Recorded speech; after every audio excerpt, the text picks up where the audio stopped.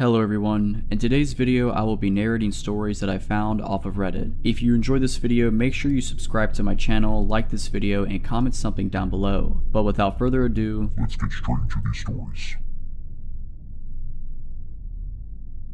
I've never been one to believe in the supernatural. I always assume the stories people tell are just exaggerated accounts of real-life creepiness. That changed last week. I work part-time at a small, family-owned antique shop in my town. It's not a glamorous job, but I like the quiet, and the old items have a charm I've grown fond of. The shop is tucked into a corner of a cobblestone street that sees very little foot traffic, especially after dark. Last Friday, my boss, Mrs. Hartley, asked if I could close up. She had a family emergency and promised me a nice bonus if I stayed late. It seemed simple enough. Lock the doors, check the register, turn off the lights. I'd done it before, so I didn't think twice. The trouble started around 9 p.m. just as I was finishing the final sweep of the store. The bell above the door jingled. I froze because I had locked it an hour earlier. "Sorry, we're closed," I called out, my voice wobbling. No reply. I stepped out from behind the counter to see who had entered, but the store was empty. The door was shut, locked just as I'd left it. The bell swayed gently as though someone had passed through, but no one was there. I laughed nervously to myself and chalked it up to my imagination. This place was old. Maybe the door wasn't as secure as I thought. I double-checked the lock and went back to tidying. Then came the whispers. At first, I thought it was the old grandfather clock in the corner. It ticks loudly, and its groaning mechanism has spooked me before. But this wasn't ticking. It was a soft, raspy whisper like someone murmuring just below their breath. I followed the sound through the maze of shelves, past dusty books and porcelain dolls. It led me to the far back of the store, where Mrs. Hartley kept the older, rare items. The whisper stopped as soon as I reached the section. I turned to leave when a loud crash shattered the silence. A gilded mirror had fallen off the wall, landing face up on the floor. Its glass was intact, but my reflection wasn't. In the mirror, I saw myself, pale and wide-eyed, but there was something behind me, a figure cloaked in shadow, standing just over my shoulder. I spun around, heart pounding, but no one was there. I didn't wait to investigate further. I grabbed my bag, left the mess for the morning, and bolted for the door. As I fumbled with the keys, I heard it again, a whisper clear as day this time. "Don't leave me. I've never locked a door faster in my life." The next morning, I told Mrs. Hartley about what happened. She laughed it off, saying the shop had a history of odd occurrences but nothing harmful. That didn't comfort me. I quit on the spot. A week later, I was walking past the store when I noticed something that stopped me cold. In the display window, among the vintage knickknacks and antique furniture, was the gilded mirror. After seeing the shadowy figure in the window, I started avoiding that street altogether. The antique shop wasn't far from where I lived, but I found excuses to take longer routes just to avoid it. A small price to pay for peace of mind, I thought, but the unease didn't stop. It began with my dreams. Every night, I'd find myself back in the store. The aisles stretched endlessly, shelves bending and twisting in impossible ways. No matter how far I walked, I'd always end up in front of the mirror. The reflection wasn't mine, though. It was its. I'd wake up drenched in sweat, the whisper still echoing in my ears. "Don't leave me." One morning, after another restless night, I found something waiting for me on my doorstep, a small, ornate box. I didn't own anything like it, and the way it was wrapped, perfectly tied with a thin black ribbon, made it clear this wasn't some random delivery mistake. Against my better judgment, I brought it inside. The box smelled faintly of lavender and dust, like the antique shop. Inside was a bundle of old photographs, the kind you'd find at a flea market. They were faded, edges curled, but the faces were disturbingly clear. At first, I didn't recognize anyone in the photos, just solemn-faced people in old-fashioned clothing,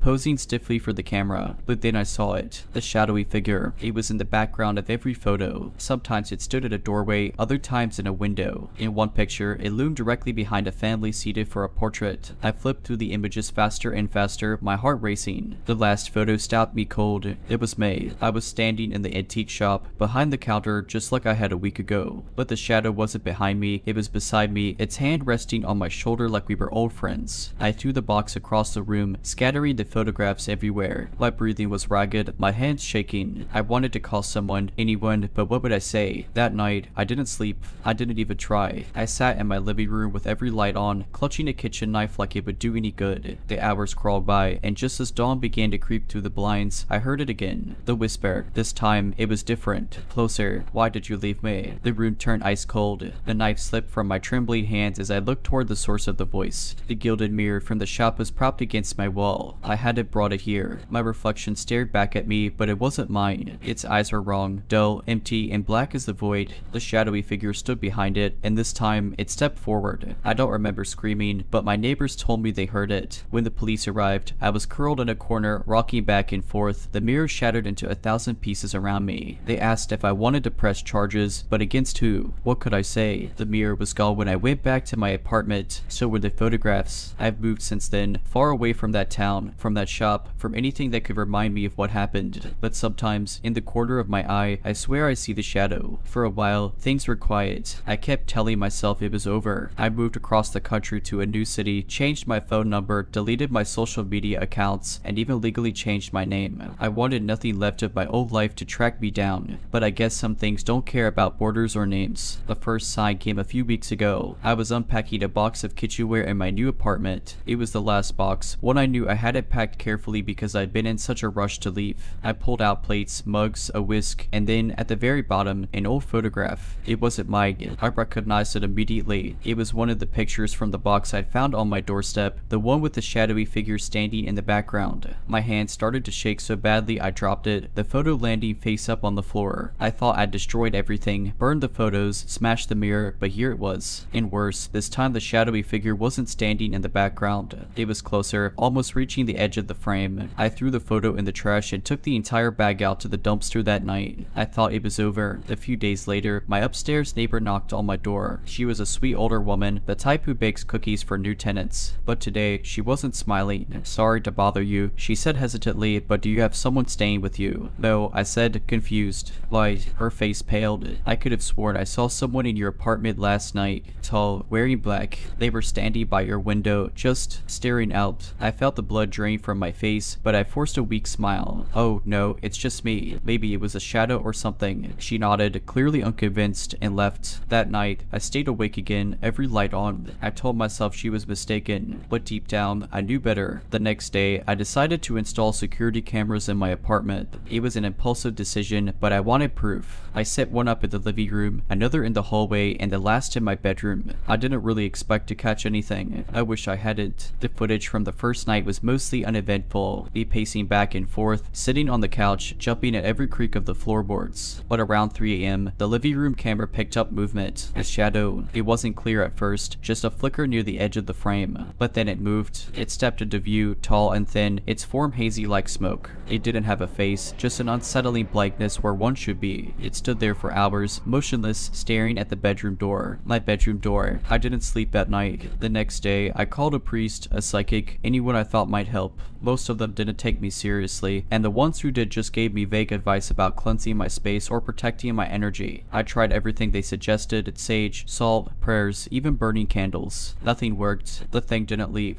Last night, I reached my breaking point. I packed a bag and decided to leave again, but as I opened the door to leave, I froze. There, propped against the wall in my hallway, was the gilded mirror, the same one I destroyed back at the antique shop. Its surface was cracked, spiderweb fractures splitting across the glass. My reflection stared back at me, but it wasn't alone. The shadow was there, its hand pressed against the glass as if it were trying to step through. And then, for the first time, it spoke. "You can't run."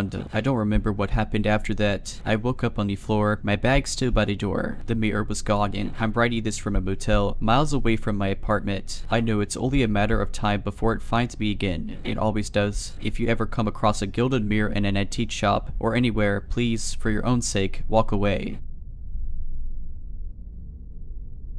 A few years ago, I worked as a freelance photographer, and one of my clients was a quirky artist named Marisol. She painted abstract pieces that were either mesmerizing or unsettling, depending on your perspective. She rented this old attic studio in a historic part of town, a building that had been a boarding house in the late 1800s. The place had character, with creaky wooden floors, arched windows, and beams so low you had to duck in places. It was the kind of spot you'd see in a movie and think, wow, what a cool space. But in person, it felt heavy. Marisol Marisol had hired me to take photos of her latest series for a gallery submission. The first time I walked in, I immediately noticed the odd smell. It wasn't overpowering, but it lingered, a mix of damp wood and something metallic. I chalked it up to the age of the building and didn't think much of it. Marisol was a little eccentric, but she paid well, so I agreed to shoot her work over a couple of afternoons. On the second day, I was alone in the studio while Marisol ran to grab us coffee. The light was dim because the weather had turned gloomy, and the small desk lamp she left on wasn't cutting it. I decided to move the lamp closer to the canvas I was photographing. That's when I heard it, a faint sound like someone whispering. I froze and listened. Nothing, just the sound of rain starting to tap against the windows. I shook it off and went back to work, but a few minutes later, there it was again. This time, it was clearer, though I still couldn't make out the words. It wasn't coming from the windows or the hallway. It was coming from the floor. I knelt down, pressing my ear to the wood. The whispering stopped abruptly, replaced by a faint scraping sound, like fingernails dragging against a chalkboard, but muffled. My stomach turned, and I shot to my feet just as Marisol walked back in, coffee in hand. "You okay?" she asked, raising an eyebrow. I didn't want to sound paranoid, so I just nodded and mumbled something about the storm making weird noises. She seemed satisfied and went back to work on a canvas in the corner. As the afternoon wore on, the atmosphere grew heavier. I couldn't shake the feeling that we weren't alone. Every so often, I'd catch Marisol glancing over her shoulder like she'd heard something too. Finally, as I was packing up my gear, I decided to ask her about it. "Hey, do you ever hear strange things in her?" She paused, her paintbrush hovering mid-air. "What kind of strange things?" "Like whispering or scraping." Her face went pale. She set the brush down and gave a nervous laugh. "Oh, that's just the building settling. It's old. Creaks and groans all the time," and her words didn't match the way her hands were trembling. That night, I couldn't sleep. I kept replaying the sounds in my head, trying to rationalize them. The next morning, I got a text from Marisol. "Hey, can we reschedule? Something came up." I didn't hear from her for weeks after that. When she finally reached out, it was to ask if I still had the photos. She wanted to submit them to the gallery because she wasn't going back to the studio. She wouldn't say why, and I didn't push her. I sent her the files and decided to drop the whole thing. A few months later, I ran into another artist who used to rent a space in the same building. I casually mentioned Marisol's studio, and his face darkened. "You didn't hear," he said. "They found a hidden crawl space under the floorboards in that attic. The police think it was used to hide people or bodies. The windows for sure." After hearing that chilly revelation from the other artist, I couldn't get it out of my head. The crawl space under the floorboards, used for what exactly? I wanted to forget about it, but every time I closed my eyes, I could hear those whispers again. I told myself it was just my imagination and old building making weird noises. That's all it was, right? A few days later, curiosity got the better of me. I decided to drive past the building just to see if it was still in use. When I got there, the place was eerily quiet. A for-lease sign hung crookedly in one of the lower windows. The attic lights were off, but my mind filled in the memory of the dim glow from Marisol's desk lamp.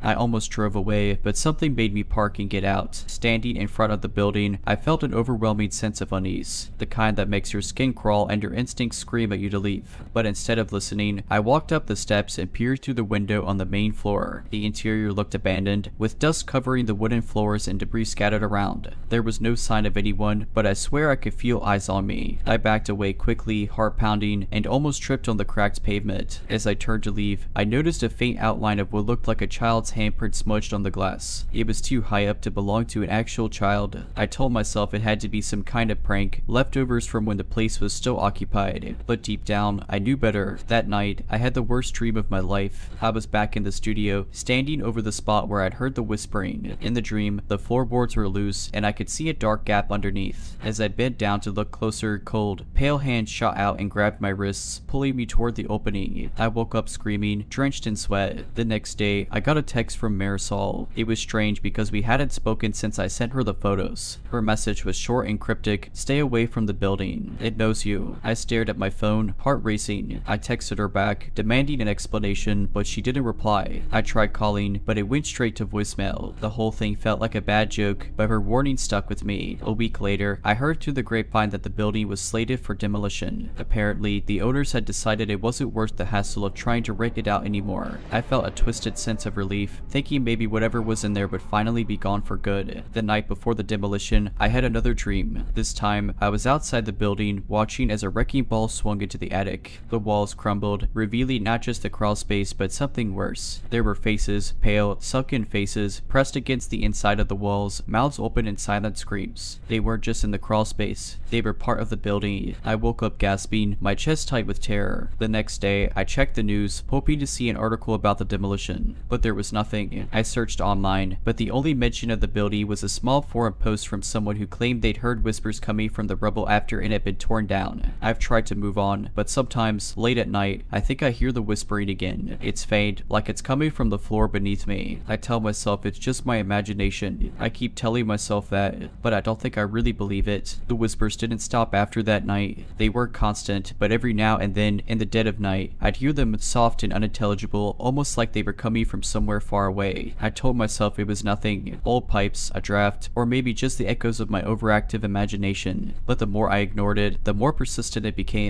One evening, I came home to find my bedroom door ajar. I live alone, and I was certain I'd shut it that morning. My heart started pounding as I slowly pushed the door open. Everything seemed normal at first glance. My bed was made, my things were exactly where I'd left them, but when I turned to leave, I noticed something that sent a chill down my spine. There was a smudge on the inside of my window, a faint handprint, almost identical to the one I'd seen on the glass at the building. My apartment is on the 3rd floor. There's no fire escape, no balcony, no way someone could have reached the window from outside. I didn't sleep that night. Every creak of the floorboards, every gust of wind against the windows made me jump. I thought about calling someone, a friend, the police, anyone, but what would I say? Hey, I think I'm being haunted by a whispering attic. I'd sound insane. The next day, I decided to dig deeper into the building's history. I spent hours scouring local archives and old newspapers. What I found made my blood run cold. In the late 1800 seconds, the building had been a boarding house, just as I'd heard. But what I didn't know was that it had a dark reputation. Several tenants had gone missing over the years, their disappearances never solved. One article mentioned rumors of a secret space beneath the attic, where some believed the landlord had hidden the bodies. The story didn't end there. Decades later, the building was turned into an art studio. Multiple artists complained of hearing strange noises, whispers, footsteps, even the sound of breathing when no one else was around. One artist, a sculptor, reported finding small, childlike handprints pressed into the wet clay of her unfinished work. She moved out the next day. I felt sick reading this. It was as if the building had absorbed all the fear and pain of those who had disappeared, and now it seemed to have followed me. That night, I was determined to stay awake. I sat on my couch, every light in the apartment blazing, trying to convince myself I was imagining things. Around 3 a.m., the whispers started again. This time, they were louder, more distinct. I couldn't make out the words, but they were closer, almost like they were coming from just behind the walls. Then, the scraping began. It sounded like nails dragging across wood, coming from the floor under my feet. My heart felt like it would burst out of my chest. I grabbed my phone, ready to call someone, anyone, but before I could dial, the lights flickered and went out. The whispers stopped. The apartment was silent, oppressively silent. I sat there in the darkness, phone clenched in my hand, too terrified to move. And then I felt it, a cold, gentle breath against the back of my neck. I ran out of the apartment without looking back. I didn't care that I was barefoot or that it was the middle of the night. I just kept running until I reached my car. I drove to a friend's house and spent the night on their couch, shaking and unable to explain what had happened. I moved out the next week. I didn't go back for most of my things. I couldn't bring myself to step foot in that apartment again. I've tried to start over, to put it all behind me.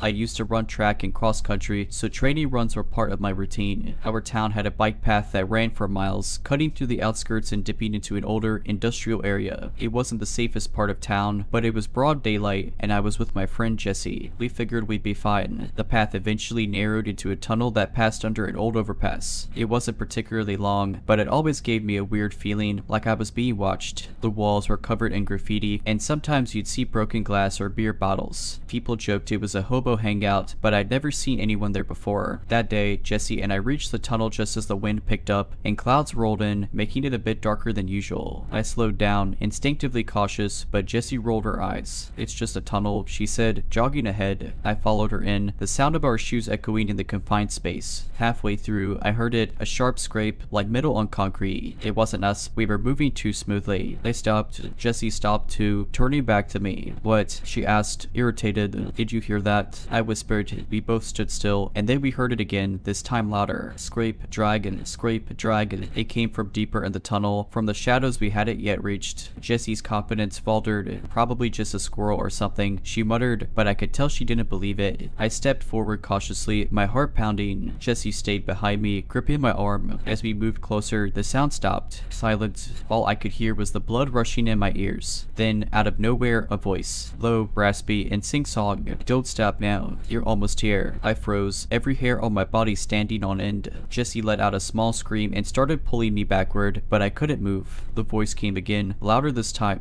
so close. My eyes adjusted to the dark, and I saw him, a man crouched against the wall, almost blending into the graffiti. He was filthy, his clothes hanging off him in rags, and his head was cocked at an unnatural angle. He held a long metal pipe, the end of it jagged and rusted. He smiled at me, a grin too wide to be human. "Run!"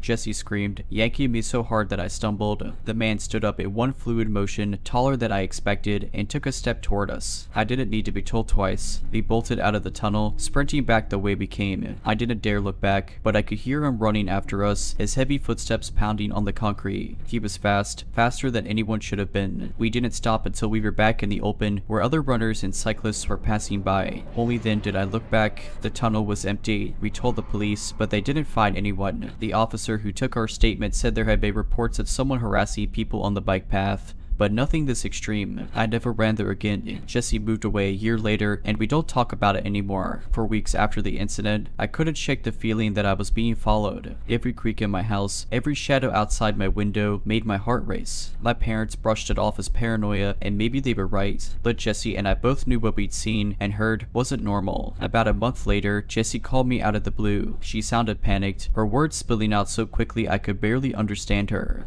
"Sir, I swear it's him. Slow down," I said, my stomach tightening. "What do you mean?" "I'm staying with my cousin for the weekend," she said, her voice trembling. We were walking to the corner store, and I saw him. He was just standing there, at the edge of the parking lot, staring at me. I didn't know what to say. The idea that this man had somehow found Jesse, miles from where we'd seen him, was too much to process. "Did he do anything?" I asked. "No, but," she cut herself off. "I just know it was him. That smell. I can't forget it." I tried to calm her down, but honestly, I wasn't sure what to believe. Was it possible he'd followed her, or was her mind playing tricks on her like mine had been doing? The next day, I got a text from Jesse. He was outside my cousin's house last night. "I'm going home early." I called her immediately, but she didn't pick up. That was the last I heard from her for weeks. When I finally got through, she was distant, brushing off my questions and saying everything was fine, but I could tell it wasn't. Meanwhile, strange things started happening to me too. It started small. Footsteps behind me when I walked home from school, though no one was there when I turned around. My dog, Max, would growl at the window at night, staring at something I couldn't see. Once, I found the back gate to our yard wide open, though I was sure I'd locked it. Then, one night, I woke up to the sound of tapping on my bedroom window. It was faint, like fingernails on glass. My heart leapt into my throat. My bedroom was on the second floor. I stayed frozen in bed, too scared to move. The tapping stopped, and I thought maybe I'd imagined it, but then I heard it, a voice, low and raspy, coming from outside. "Don't stop now. You're almost here." My blood ran cold. I wanted to scream, but nothing came out. I grabbed my phone and called the police, whispering to the operator what was happening. They said they'd send someone, but by the time the officers arrived, there was no sign of anyone outside. No footprints in the dirt below my window. Nothing. The police didn't take me seriously. They chalked it up to a prank or a bad dream. My parents didn't believe me either, but I knew. It was him. Jesse and I eventually drifted apart, but I heard through mutual friends that she moved states not long after high school. I can't say I blame her. As for me, I stopped running. I stopped going anywhere alone, and I never ever walked by tunnels. But sometimes, late at night, I still hear it, the faint sound of tapping, followed by that voice. Years passed, but the fear never fully went away. I moved to a different town for college, started a new life, and did my best to bury the memories. Jesse and I lost touch entirely, and I convinced myself that whatever happened back then was over. For a while, it worked. I even started running again, sticking to well-lit parks and avoiding anything that felt remotely isolated. But the paranoia never left me completely. I always carried pepper spray, kept my earbuds out, and made sure someone knew where I was going. Then, during my junior year of college, it happened again. It was late autumn, and the days were getting shorter. I had an evening class that ran until 7 p.m., and by the time I walked out of the building, it was already dark. The campus was mostly empty, but I figured it wasn't a big deal. I made the walk back to my dorm 100 times before. I was about halfway there when I noticed something. It sounded faint at first, like distant footsteps, but as I kept walking, it grew louder. It wasn't steady, though. It had that same uneven rhythm I'd heard all those years ago. Scrape, dragon, scrape, dragon. I froze in place, my heart pounding so hard I could feel it in my throat. Slowly, I turned around. At first, I didn't see anything, just the empty sidewalk and the faint glow of a street lamp in the distance. But then I spotted him. He was standing at the edge of the light, half hidden in shadow, his head tilted at that unnatural angle. His grin was the same, too wide and too eager, and in his hand was something long and metallic, a pipe, or maybe a crowbar. I couldn't tell. I wanted to run, but my legs wouldn't move. He took a step forward, the scrape of his weapon on the pavement echoing in the quiet. "Don't stop now," he rasped, his voice cutting through the cold night air. "You're almost here." That snapped me out of it. I turned and bolted, running faster than I ever had in my life. I didn't look back. I couldn't. My dorm was only a few blocks away, and I prayed I'd make it before he caught up to me. When I reached the building, I slammed the door shut behind me and collapsed against it, gasping for air. The security guard at the front desk stared at me, alarmed, but I couldn't explain what had happened.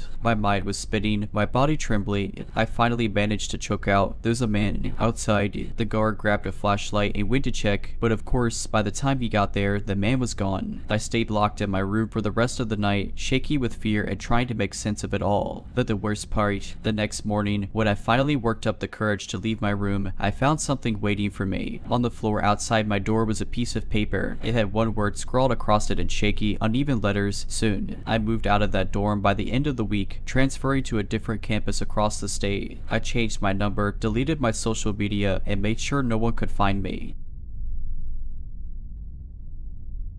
I work part-time at an aquatic center, mostly handling maintenance shifts after hours. It's a quiet gig, and honestly, I enjoy the solitude. The pool after dark has this calm, echoey vibe that feels like being inside a giant seashell. One night, I was doing my usual rounds when I noticed something odd. The water level in the main pool was lower than usual, nothing drastic, maybe an inch or two, but it was noticeable. It didn't make sense since the pumps and filters had been fine earlier. I figured it was just a glitch and went to check the filtration room. That's when I saw it. At the bottom of the pool, where the main drain usually is, was a staircase.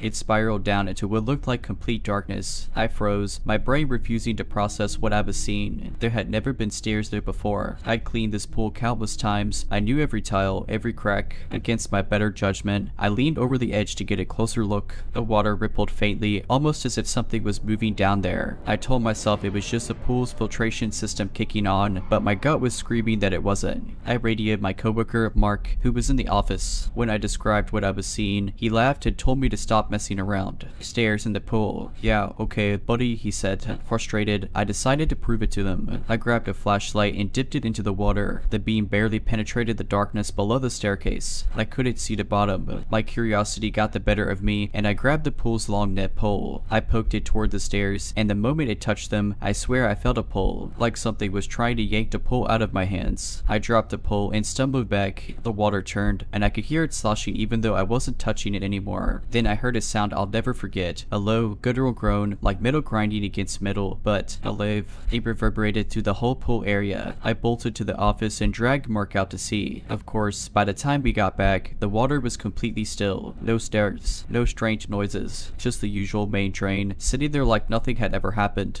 Mark gave me endless grief about it, calling me paranoid and tired, but I knew what I saw. I refused to work another night shift after that. A week later, I quit altogether. It's been a couple of months since I left that job, but the dreams haven't stopped. They're getting worse. At first, it was just me staring down at the staircase. Now, in the dreams, I'm standing on the stairs. The water feels thick and heavy, like I'm wading through syrup, but I'm always moving down, step by step. I never see the bottom, but I know something is waiting for me there. I tried to brush it off as my imagination running wild, but last week, I woke up with my feet soaking wet. My bedroom was dry, and there was no explanation. in. My shoes, socks, everything was bone dry too. Just my feet, soaked to the skin. That's when I started digging. I needed answers. I looked up the aquatic center's history and found something unsettling. Decades ago, before it became a pool, the building was part of a larger facility, a hospital to be exact. Specifically, it was a mental institution with a reputation for less than ethical practices. The pool area had been part of the basement where the institution kept its most difficult patients. I couldn't find many details, but I did come across an old newspaper article about a massive flood that destroyed part of the hospital. The basement was completely submerged, and several patients and staff were never found. The article mentioned a structural anomaly in the floor that might have contributed to the collapse, but it was vague. It stuck with me, though. What kind of anomaly could cause a flood like that? Despite my fear, I had to go back to the pool. Not officially, I wasn't about to ask for my old job back. Instead, I decided to sneak in after hours. It wasn't hard, the security system was outdated, and I still remembered the codes. The place was eerily quiet at night, just like I remembered. The smell of chlorine hung in the air, and my footsteps echoed across the tile. I made my way to the main pool, heart pounding. It looked normal, calm, still water reflecting the dim emergency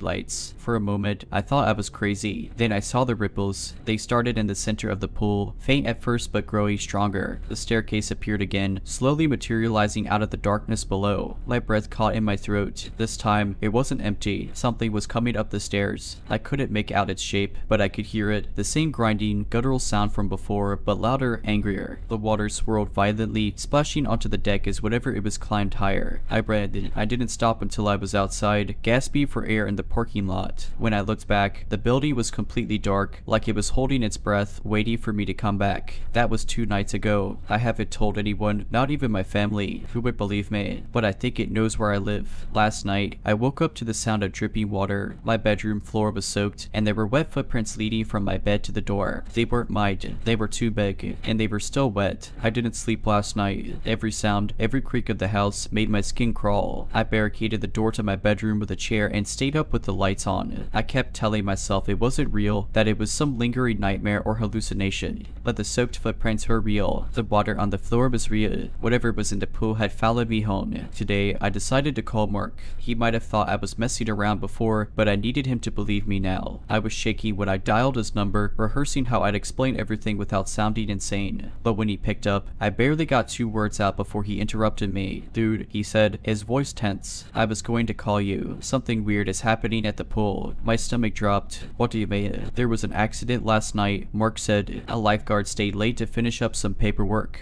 The cameras showed him going into the pool area around midnight, but ... he never came out. I felt like the floor had been yanked out from under me." "Did they find him?" "Sort of." Mark hesitated. "The morning crew found his shoes and clothes near the edge of the pool. No sign of him, though. They drained the pool this morning to look for him, but what? There was no water in the pool." Mark whispered, "No, just the staircase, and they don't go down there. No one does." My hands were trembling so badly I nearly dropped the phone. "Mark, listen to me. You have to get out of there. Whatever is down there, it's not safe. It's not just a pool, it's, I don't know, some kind of gateway." Mark sounded skeptical, but there was fear in his voice, too. "Look, man, I don't know what's going on, but I'm not sticking around to find out. I already gave my notice this morning." "Good," I said. "Stay away from that place. Promise me." He promised, but I couldn't shake the feeling that it wasn't over. Not for me. Not for anyone who had been there. Whatever was beneath the pool wasn't going to stay contained. That night, the dreams came back, but this time they were different. I wasn't alone. I saw the lifeguard, his face pale and distorted, standing at the bottom of the stairs. His eyes were wide with terror, and his mouth moved like he was trying to scream, but no sound came out. Behind him, the shadows twisted and writhed, forming something massive. Something with too many arms. When I woke up, I could still hear the faint echoes of splashing water. My window was open, and the smell of chlorine filled the room. This morning, I checked the news. The aquatic center is closed indefinitely due to structural concerns. No mention of the lifeguard. No mention of the staircase. It's like they're trying to erase it, pretend it never happened. But I know better. The staircase is still there, waiting, and I have this horrible feeling that it's not done with me. Every time I close my eyes, I see it. The water, the stairs, the thing lurking in the darkness. I don't know how to stop it. I don't even know if it can be stopped. All I know is that if it comes for me, I'll do whatever it takes to keep it from finding anyone else. I was driving across the country to visit my family for the holidays. It was late at night, around 11:30 p.m., and I was somewhere in the middle of Nebraska on a desolate stretch of the interstate. There were no cars, no streetlights, just me, the road, and an unsettling amount of darkness. I was getting drowsy, and my GPS told me there was a rest stop coming up. I figured I'd pull in, use the bathroom, and maybe grab a few minutes of sleep in my car. As I approached, I noticed how isolated it was. The rest stop sat slightly off the interstate, surrounded by flat fields that seemed to stretch forever. A single flickering light over the parking lot greeted me as I pulled in. The place looked run down but not abandoned. There were a couple of cars parked in the lot, though I didn't see anyone around. I parked near the building and made my way inside. The restroom area was dimly lit and smelled like damp concrete. I was alone, or so I thought. I was washing my hands when I heard faint humming coming from one of the stalls. It was soft, almost melodic, and definitely unsettling. I hadn't noticed anyone else come in, and the place had been dead quiet when I entered. "Hello," I called out, trying to mask the nervous shake in my voice. The humming stopped. I waited for a reply, but none came.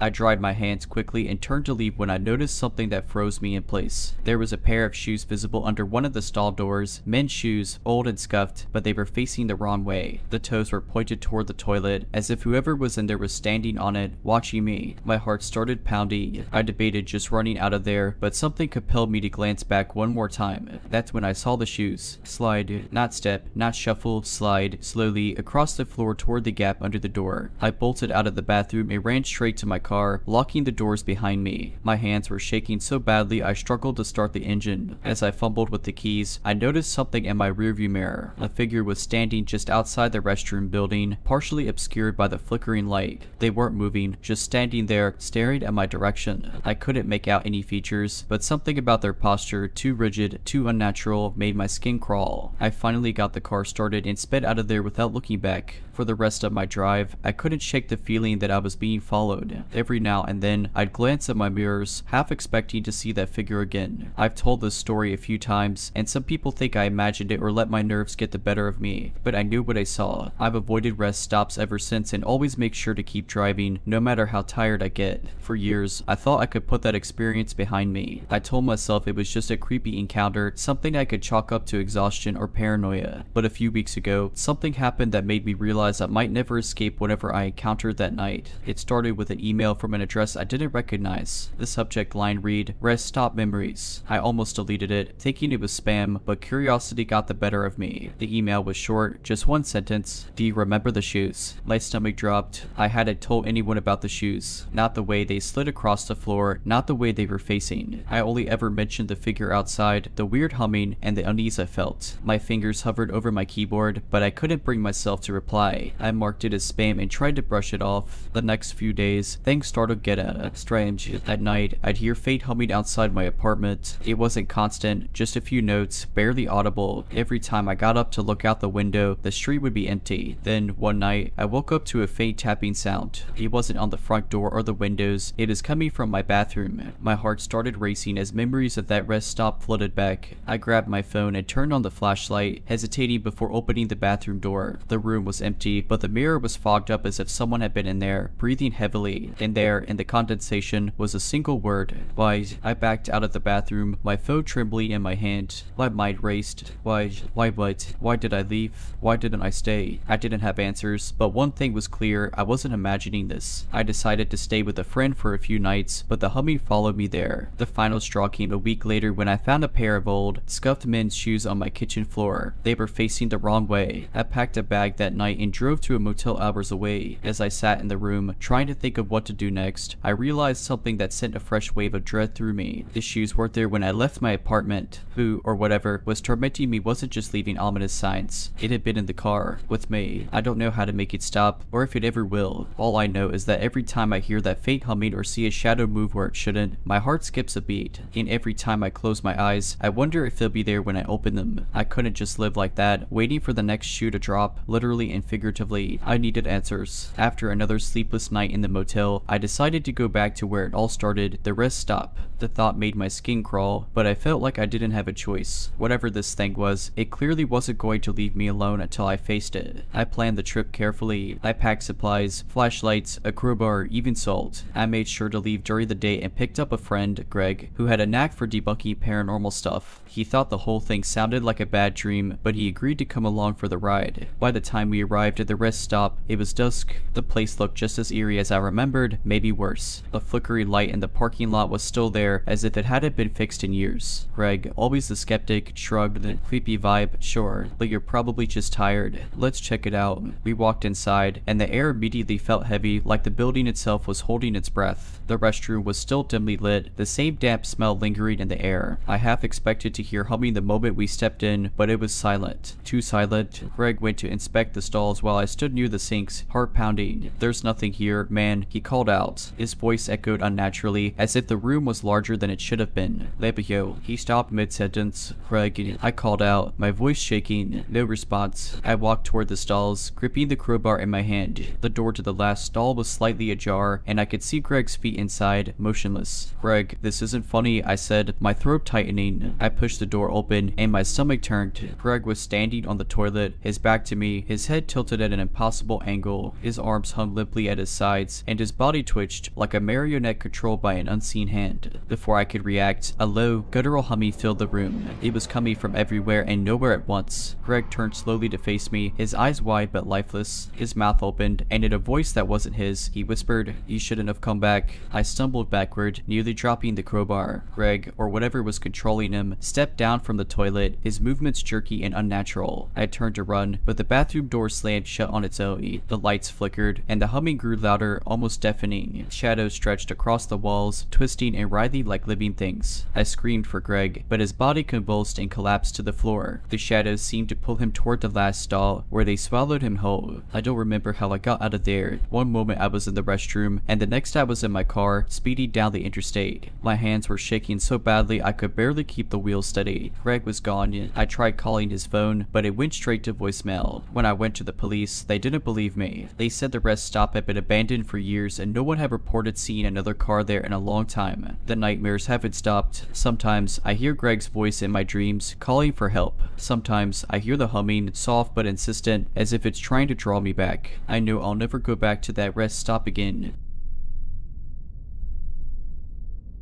This happened about 5 years ago when I was visiting a traveling fairground with my younger sister, Ellie. We were in a smaller town at the time, the kind of place where events like this are a big deal. The fair had the usual attractions, bumper cars, fried food stands, and a slightly sketchy looking Ferris wheel. Ellie wanted to try everything, and since she was only 12 at the time, I kept a close eye on her. As the evening wore on, Ellie begged me to check out the maze of mirrors. I was hesitant. It looked like one of those cheap, tacky setups, but she wouldn't stop pestering me. I gave in and bought 2 tickets. The attraction was tucked into the back corner of the fair, away from the brighter rides and noisy games. The lights were dimmer here, and I noticed that not many people were lining up. The guy at the entrance, who I assumed was the operator, barely glanced at us as he took our tickets. He was tall, almost too tall, and his eyes didn't quite focus on anything as he muttered something about finding the exit. The moment we stepped inside, I knew something was off. The air was stale, and the mirrors were smudged with what looked like handprints and streaks of something darker. Ellie was giggling, running ahead, but I stayed close. The reflections distorted us, twisting our faces and bodies into strange, grotesque shapes. At first, it was funny, then it wasn't. Lily turned a corner, and I lost sight of her. I called her name, but the maze was disorienting, with every mirror reflecting me a dozen times over. The echoes made it hard to pinpoint where her voice was coming from. Lily, stop messing around, I shouted, trying to sound calm. Then I saw her, sort of. Her reflection was in one of the mirrors, her back to me. I sighed in relief and walked toward her, but something wasn't right. The way she was standing, completely still, didn't seem like her. She wasn't giggling anymore. Ellie, I asked, my voice shaky. She didn't respond, but her reflection moved. It turned to face me, but it wasn't Ellie. The figure had her clothes, her hair, but the face was wrong. It was smiling, way too wide, and the eyes were too big, almost bulging out of its head. I froze, unsure if it was some kind of warped reflection or a trick of the light. Then it raised a hand and waved at me. I stumbled back, my heart pounding. Behind me, I heard Ellie's actual voice. She was calling for me, her voice panicked. Ambient, I shouted, spinning around to follow her voice. But every time I turned a corner, I ended up back at the same mirror, staring at the not Ellie, who was now grinning ear to ear. Its lips moved, but the sound didn't match. It whispered something I couldn't make out, and then it started tapping on the glass. From the inside, at that moment, Ellie burst out of another corridor, tears streaming down her face. She grabbed my hand, and we ran. I don't know how we found the exit, but when we did, the operator was gone, and so were most of the fairgoers. We didn't talk much on the the drive home. Ellie refused to go to any fairgrounds after that, and honestly, I don't blame her. For a while after that night, Ellie and I tried to put the experience behind us. She told me she barely remembered what happened inside the maze, just that she got lost and panicked. I didn't push her for details. It felt easier to pretend it was just a weird, one-time scare, but things didn't feel right at home. The first incident happened a week later. I was getting ready for bed, brushing my teeth in front of the bathroom mirror when I saw it. A handprint smeared faintly in the fog glass. It wasn't from me. I hadn't touched the mirror. The hand was smaller, like Ellie's, but it wasn't her. She'd already gone to bed. I told myself it was nothing. I cleaned the mirror and didn't mention it to anyone, but the next night, I noticed something else. My reflection wasn't quite in sync. It was subtle, barely noticeable at first. When I reached for my toothbrush, my reflection's hand hesitated just a fraction of a second too long before moving. I stared at it, unblinking, until I convinced myself I was overtired and imagining things. Ellie started acting strange, too. She'd been having nightmares, waking up crying and saying she'd seen the other me in her dreams. I'd hear her whispering to herself in her room, and when I'd ask who she was talking to, she'd just shrug and say, no one. She avoided mirrors altogether, even covering the one in her room with a blanket. One night, about 3 weeks after the fair, things escalated.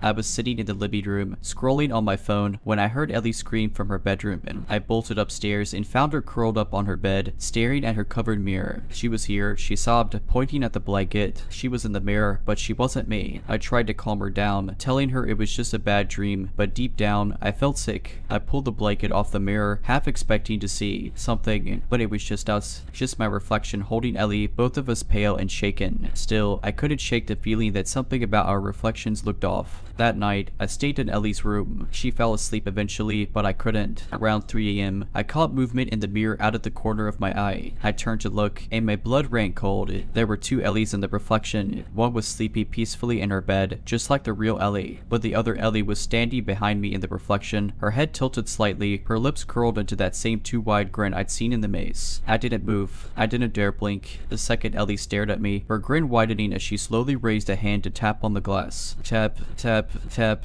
I grabbed a blanket and threw it over the mirror, my heart pounding. I didn't sleep the rest of the night. The next morning, I told Ellie we needed to get rid of the mirror. She didn't argue. We took it out to the backyard and smashed it with a hammer. I hoped that would be the end of it, but I still feel like I'm being watched sometimes, like there's another version of me just waiting for the right moment. The worst part, a few days ago, Ellie showed me something she found under her bed, a shard of the broken mirror. I don't know how it got there. I threw it away immediately. A couple of days after Ellie found the shard, I started noticing it again, that eerie feeling of being watched. At first, it was subtle. I'd catch glimpses of movement in the bathroom mirror or in the reflection of the TV when it was turned off. Always fleeting, like the kind of thing you could convince yourself was just a trick of the light. But the more it happened, the harder it was to ignore. Then one night, it got worse. Ellie and I were eating dinner in the living room, watching some mindless reality show to distract ourselves. Everything felt almost normal for the first time in weeks, but as I glanced at the dark window behind the TV, my stomach dropped. There, in the reflection, I saw us. Except it wasn't us. The reflected version of me was staring directly at the window, not at the TV. And Ellie, she wasn't moving at all, just sitting there, her head slightly tilted, her mouth stretched into that same awful grin. I turned to look at her, panicked, but she was fine, happily munching on her food, completely oblivious. I turned back to the window. The reflection hadn't changed. Ellie, I said slowly, trying to keep my voice calm. Don't look at the window. Just get up. Go to your room. She frowned at me, confused. What? Why? Just go. My voice cracked, and she finally listened, hurrying upstairs. The moment she was out of sight, I grabbed the nearest blanket and threw it over the window, covering the reflection.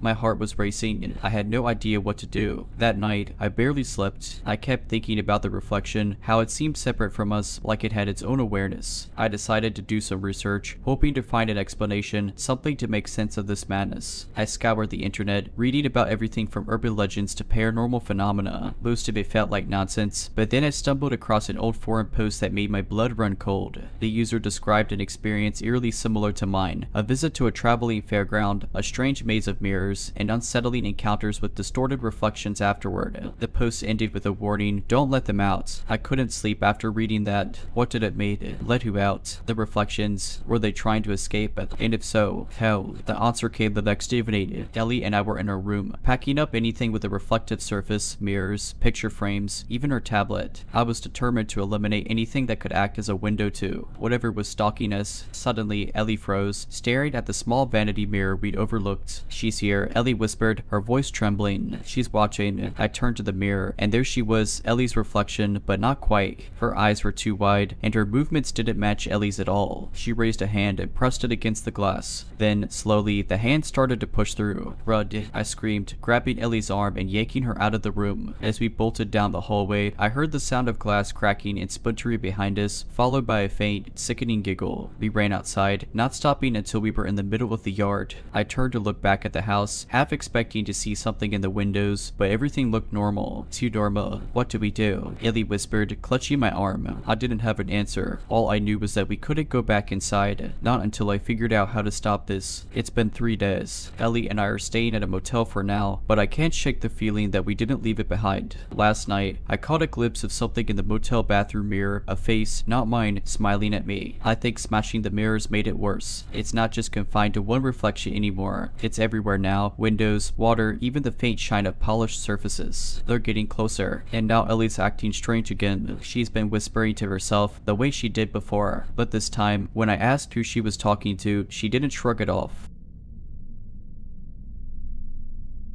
I worked part-time at a small, run-down mill in my town. Most of the shops were closing, and only a handful of stores were still open. My job was at a family-owned stationery shop on the first floor, tucked away in a corner. It was usually dead quiet after 7 p.m., which is when my shift would end. One night, my boss asked me to stay late to help organize some old inventory. I didn't mind. I needed the hours. Around 9 p.m., I realized I hadn't seen anyone walk past the store in almost an hour. The silence felt heavier than usual. I decided to take the trash out to the mall's dumpsters, which were located in the basement. This was a section of the mall most customers didn't even know existed. The elevator that led there was ancient and grown with every floor it passed. When the elevator doors opened, I was greeted by the dim glow of flickering fluorescent lights. The basement smelled damp, and the walls were lined with old posters advertising stores that hadn't been in the mall for decades. The dumpsters were in a wide, open area just outside a pair of heavy double doors that led to a maintenance corridor. I dragged the trash bag over to the dumpster and tossed it in. As I turned to leave, I heard a faint scraping sound coming from the maintenance doors. I froze. It sounded like metal dragging against concrete. I told myself it was probably just a janitor or something and quickly headed back toward the elevator. Before I could press the button, I heard the scraping sound again, closer this time. It wasn't my imagination. It was rhythmic, like someone deliberately dragging something heavy. I turned around and stared at the double doors. One of them was slightly ajar now, though I could have sworn both were closed when I came down. I felt a cold sweat break out on my neck. Then I saw it. A pale, bony hand slowly slid through the gap in the door, followed by another. Whoever or whatever it was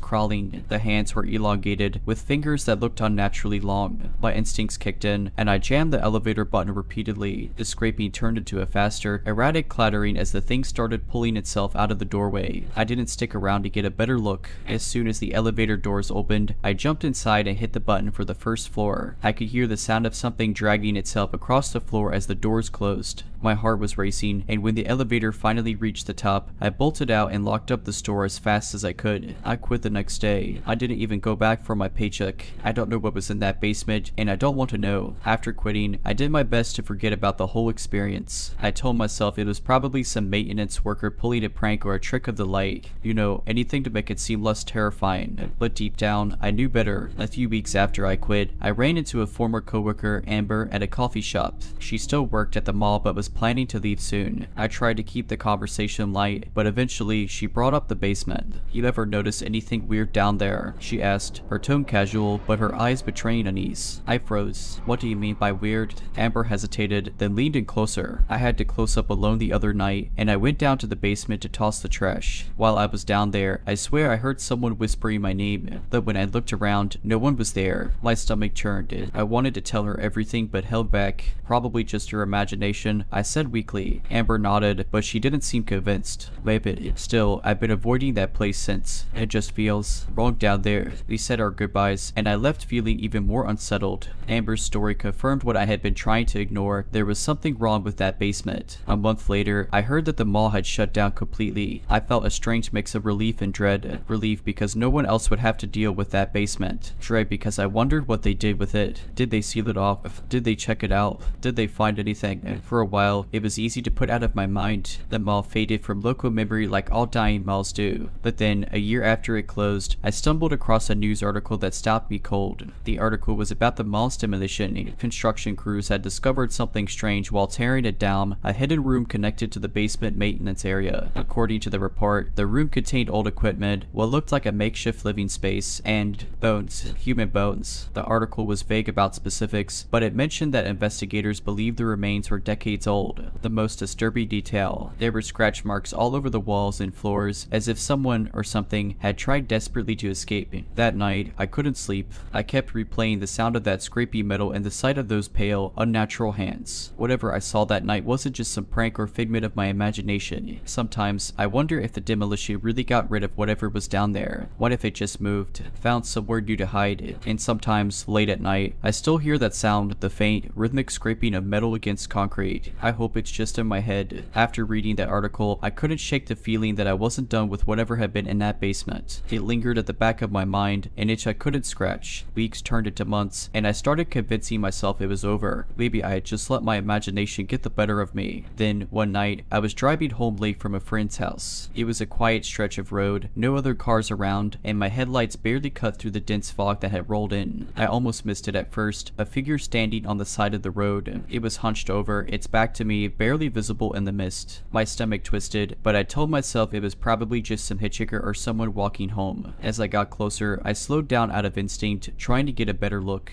That's when it turned around. It wasn't human. The thing was gaunt, with pale, almost translucent skin stretched tightly over its face. Its eyes were hollow, deep black pits that seemed to suck the light from my headlights. And those hands, those long, bony fingers, I recognized them immediately. I slammed on the gas, my heart pounding as I sped past it. In my rearview mirror, I saw it start to move, dragging itself onto the road, its limbs jerking unnaturally as it tried to follow me. I didn't dare slow down. My car roared as I pushed it to its limit, the thing disappearing into the fog behind me. When I finally got home, I locked every door and window and sat in the corner of my room, shaking. I wanted to believe I'd imagined it, but deep down, I knew the truth. It had found me. The days after that were strange. I started noticing things, small but unsettling. Footsteps outside my window at night, scratches on the siding of my house that hadn't been there before. Once, I found my front door unlocked even though I was sure I'd bolted it. And then came the whispers. It started as a faint sound I could barely hear, like wind rushing through the trees. But over time, the whispers grew louder. They came at night, calling my name in a raspy, broken voice. Sometimes it sounded like it was just outside my bedroom door. Other times, it seemed to come from inside the house. I thought about calling the police, but what would I tell them? That some pale, skeletal thing from an abandoned mall was haunting me. I knew how crazy it would sound. One night, I couldn't take it anymore. Armed with a flashlight and a baseball bat, I decided to search the house. I checked every room, every closet, under every bed. Nothing. But as I stood in the hallway, I felt it, that prickling sensation on the back of my neck. I wasn't alone. The air grew heavy, and the whispers started again, louder this time. They weren't coming from inside the house. They were coming from beneath it. I live in an old house with a crawl space. I'd never been down there before, but at that moment, I knew I didn't have a choice. My hands were shaking as I pulled open the hatch. The whispers grew louder, almost frantic, as I aimed my flashlight into the darkness. At first, I didn't see anything, just dirt and cobwebs. But then, in the far corner, I saw them, handprints in the dirt. They were too large, too elongated to be human. My flashlight flickered, and for a split second, I thought I saw movement, something pale and thin retreating into the shadows. I slammed the hatch shut and didn't sleep that night. I couldn't. The whispers didn't stop. They've never stopped. I'm writing this now because I don't know what else to do. It's been weeks, and the thing is getting bolder. I see it out at the corner of my eye, standing at the edge of the woods behind my house. I hear it scraping against my walls at night, trying to get in. I don't think it's going to stop until it gets what it wants, and I have no idea what that is.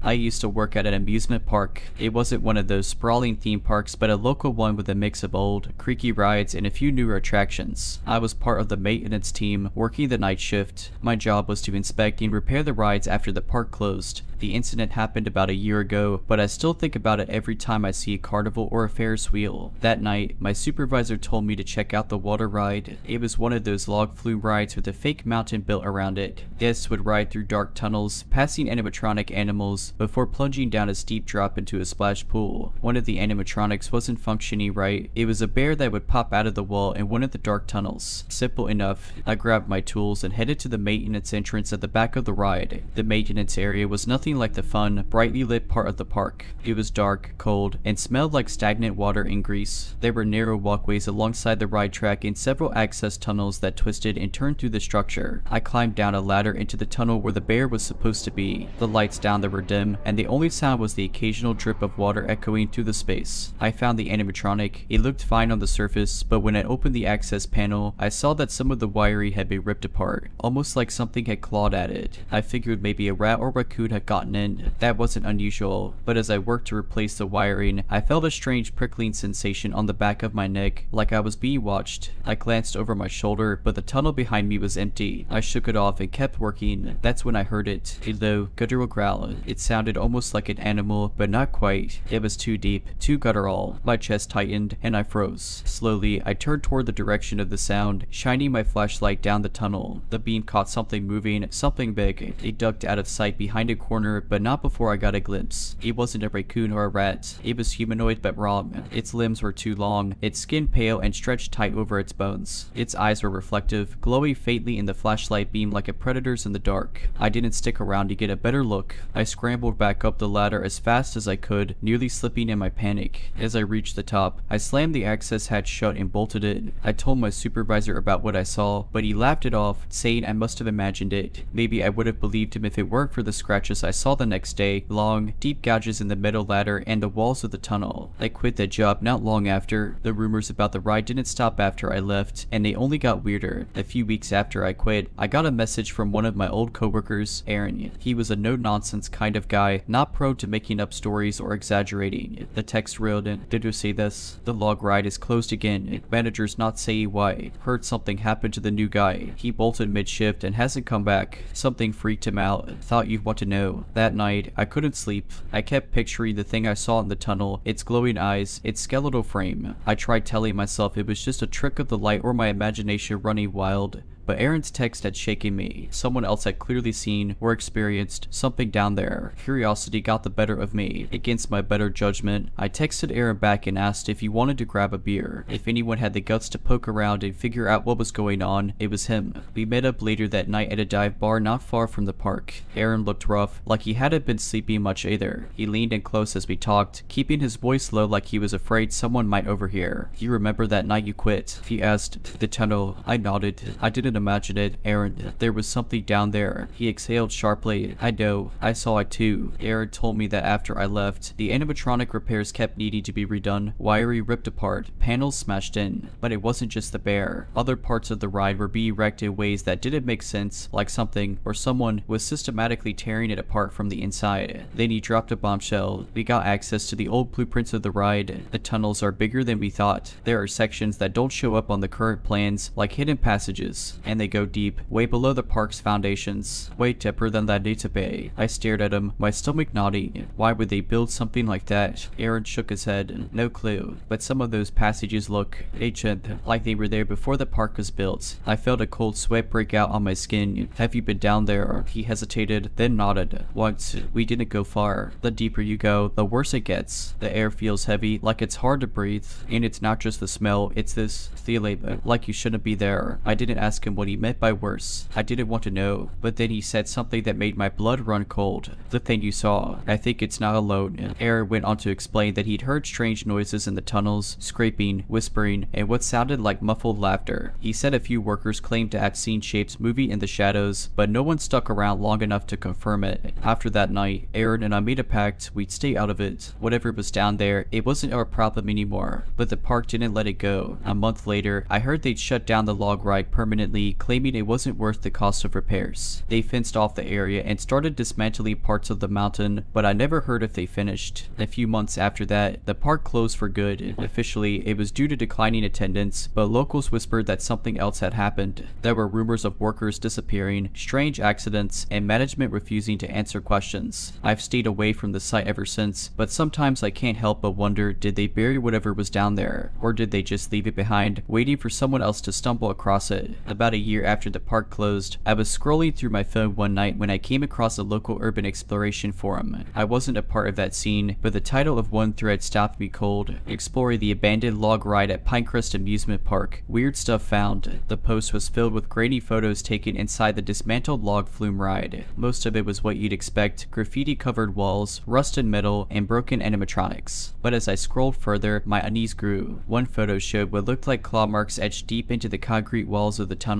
Another showed a gaping hole on the floor, leading to a dark, seemingly endless drop. Then I got to the last photo. It was blurry, clearly taken in a panic, but the caption read, "Not sure what this was, but it was moving." The image showed a pale, humanoid figure crouched in the shadows. Its elongated limbs were unmistakable, as were its glowing, reflective eyes. The thread blew up with comments. Some people joked it was just a prank or a homeless person squatting in the tunnels. Others suggested it might be some kind of mutated animal. A few, though, were dead serious, claiming the tunnels were cursed or that something supernatural had been unleashed when the park was built. What really got to me, though, were the comments from people claiming to have worked at the park. One wrote, "This isn't the first time someone's seen that thing. Maintenance workers used to talk about it all the time, but management always told us to keep quiet." Another said, "I worked on that ride too. We always thought there was something wrong with the place. The lights would go out for no reason, and sometimes we hear voices when no one else was around." I'm not surprised it shut down. The thread stuck with me for days. I thought about reaching out to the poster, warning them not to go back, but I didn't. Maybe I was too scared they'd ask me for details I wasn't ready to revisit, or maybe I just didn't want to get involved again. About 2 weeks later, I saw another post on the same forum. This one was titled, "Urban Explorer Missing After Visit to Pinecrest Amusement Park." The post was a news article about a young man who disappeared after telling friends he planned to explore the old park. His car was found parked near the entrance, but there was no sign of him. Search teams combed the area but found nothing, no footprints, no clues, no trace of him at all. The forums exploded with speculation. Some people said he'd probably fallen into one of the holes in the tunnels and gotten stuck. Others thought he might have gotten lost in the underground passages and died of dehydration. But there were a few who hinted at something darker. One commenter wrote, "The park was built on cursed land. They say something was already there, buried deep, and the rides disturbed it. That's why they closed it down. Whatever they awakened, it doesn't like visitors." That comment stuck with me. It made me wonder if the thing I saw, and whatever else might have been down there, wasn't just some random anomaly. What if it had been waiting, dormant, until the park was built? What if tearing the rides down only made it angrier? I've stayed away from Pinecrest, but every now and then I'll hear a story. The hiker will claim they saw strange lights near the old ride, or someone will report hearing screams echoing through the empty park. Most people dismiss it as urban legend or kids playing pranks, but I know better. I can't stop thinking about that last photo in the forum thread. The thing wasn't just hiding, it was watching, and the way it crouched, the way its glowing eyes stared straight into the camera lens. It wasn't scared, it was waiting.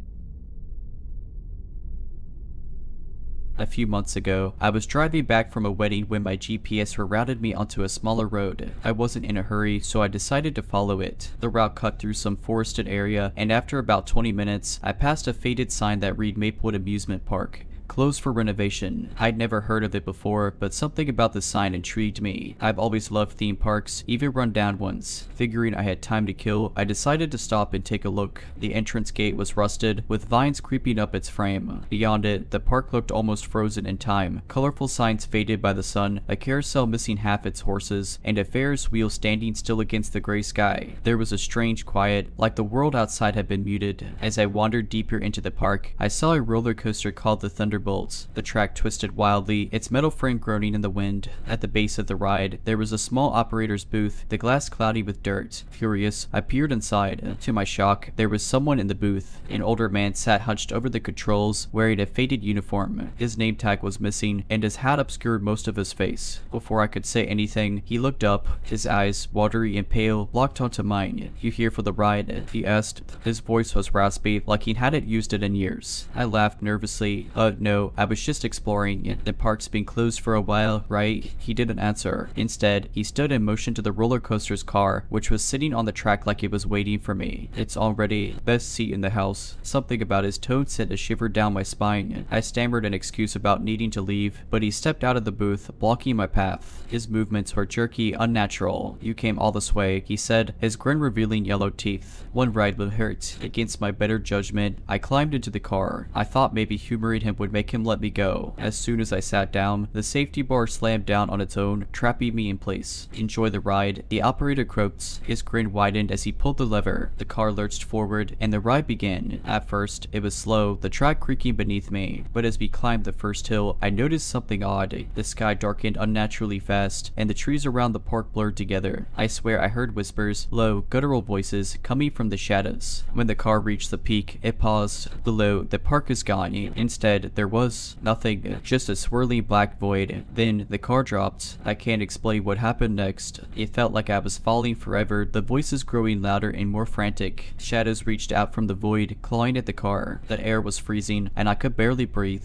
Just when I thought I couldn't take any more, the car screeched to a stop. I was back at the platform. The operator was gone. The booth was empty, and the ride looked like it hadn't run in decades. The safety bar lifted, and I stumbled out, shaking. I didn't stick around to investigate. I ran back to my car and drove until I hit a main road. When I checked the GPS, the route to the amusement park had vanished. There was no record of Maplewood Amusement Park anywhere online. A week later, I started having nightmares. At first, they were vague flashes, dark tunnels, twisting tracks, and that void I saw beneath the roller coaster. But they kept getting worse. In one dream, I was back in the car, and the operator's face hovered inches from mine, his pale eyes glowing in the dark. "You never really left," he whispered. I'd wake up drenched in sweat, my heart racing. One morning, I decided I couldn't take it anymore. I needed to talk to someone, anyone, who might know about Maplewood Amusement Park. I posted on a local history forum, asking if anyone remembered it. Most replies were dead ends, people saying they'd never heard of it. But the one comment caught my attention. Maplewood, that place burned down in the 80 seconds. Freak accident on the Thunderbolts. They shut the whole park down after that. I felt a chill run through me. Burned out. The park didn't look new, but it certainly wasn't a pile of ashes when I was there. I replied, asking for more details, and the user sent me a link to an old news article. The headline read, "Fatal fire claims 8 lives at local amusement park." My stomach turned as I skimmed the article. According to the report, the fire started during an after-hours test of the roller coaster. The ride operator had stayed late that night to run maintenance. When the fire broke out, it spread so fast that the operator and a group of teenagers who had snuck in after dark didn't stand a chance. Their bodies were never recovered. There was a grainy black and white photo of the operator in the article. It was hard to make out, but the uniform and hat were unmistakable. My blood ran cold. It was him. I tried to convince myself it was just a coincidence. Maybe I had somehow imagined the whole thing. But as I stared at the screen, something strange happened. The photo flickered for a moment, like an old TV screen losing signal. And then, I swear the operator looked directly at me. His lips curled into that same unnerving grin. I slammed my laptop shut and tried to shake the feeling that I was being watched. Over the next few days, little things started happening. I'd hear faint creaking sounds at night, like the groan of metal. The scent of burnt wood and singed hair would waft through my apartment out of nowhere. And the whispers. God, the whispers. They followed me everywhere, just low enough that I couldn't make out the words. The final straw came 2 nights ago. I woke up to find my bedroom door wide open. I never sleep with it open. When I sat up, I saw something on my dresser that hadn't been there before. It was a ticket. The paper was yellowed, the ink faded, but the name was clear as day, Maplewood Amusement Park. Below that, in looping cursive, it read, "Admit one." I threw it in the trash, but the next morning, it was back on my dresser. Only this time, there was a date and time scrawled across the back. Tonight, midnight. I'm writing this now because I don't know what's going to happen when the clock strikes 12. The whispers have been getting louder, and every time I close my eyes, I see the roller coaster again, twisting into the void. I spent the day pacing my apartment, trying to convince myself not to go. I even thought about calling a friend, but what could I say? "Hey, I think a ghost roller coaster is stalking me, can you help?" No one would believe me. I barely believed it myself. As midnight approached, the air in my apartment grew heavy. The temperature dropped sharply, and the whispers turned into a low, guttural hum that seemed to vibrate through my skull. When my phone chimed with an alert, I nearly jumped out of my skin. It was a calendar reminder I'd never set. "Your ride departs in 30 minutes. Don't be late." I tried ignoring it, but the hum grew louder. My walls started creaking, the sound eerily similar to the groan of the roller coaster tracks. Then, a faint melody floated through the air, the tinny, warped sound of a calliope. I couldn't breathe.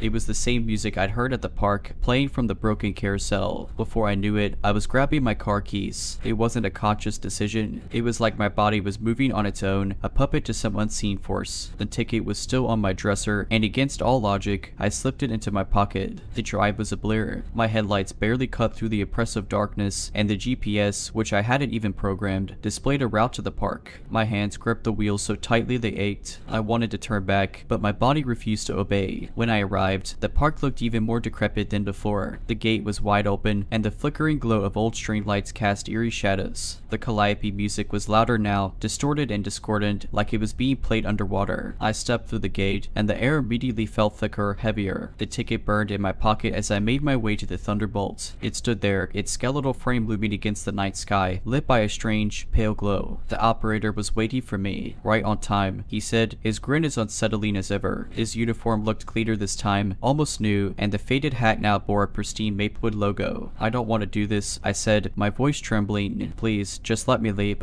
You can't leave, he replied, tilting his head. Not until you finish the ride. The roller coaster car sat on the track, gleaming like it had been freshly polished. Against my will, my legs carried me toward it. The operator tipped his hat as I climbed in, and the safety bar slammed down with a force that knocked the wind out of me. As the car lurched forward, the operator waved, "See you on the other side." This time, the ride was different. The world around me blurred into a swirling void as the car sped up, faster and faster. Shadows crawled along the edges of my vision, twisting into grotesque shapes. The whispers returned, louder now, a cacophony of voices screaming in languages I couldn't understand. The car plummeted, and I felt like I was being torn apart. The shadows reached out, clawing at my skin, my soul, pulling me deeper into the void. Just when I thought I would lose myself completely, the car came to an abrupt stop. I was back on the platform, the operator was gone, and the park was silent. I stumbled out of the car, my legs weak, and realized something was wrong. The world felt, the colors were muted, and the air was cold, heavy with the scent of burning wood. When I reached the gate, I saw my car, but it looked different. Older, dust covered, like it had been sitting there for decades. I climbed in, desperate to escape, but the keys wouldn't turn. I glanced in the rearview mirror and froze. The operator was sitting in the back seat, his pale eyes glowing in the darkness. "You're part of the ride now," he whispered, his grin stretching impossibly wide. The last thing I remember was his laughter, echoing in my ears as everything went black. When I woke up, I was sitting on a bench inside the park. The sun was rising, and everything looked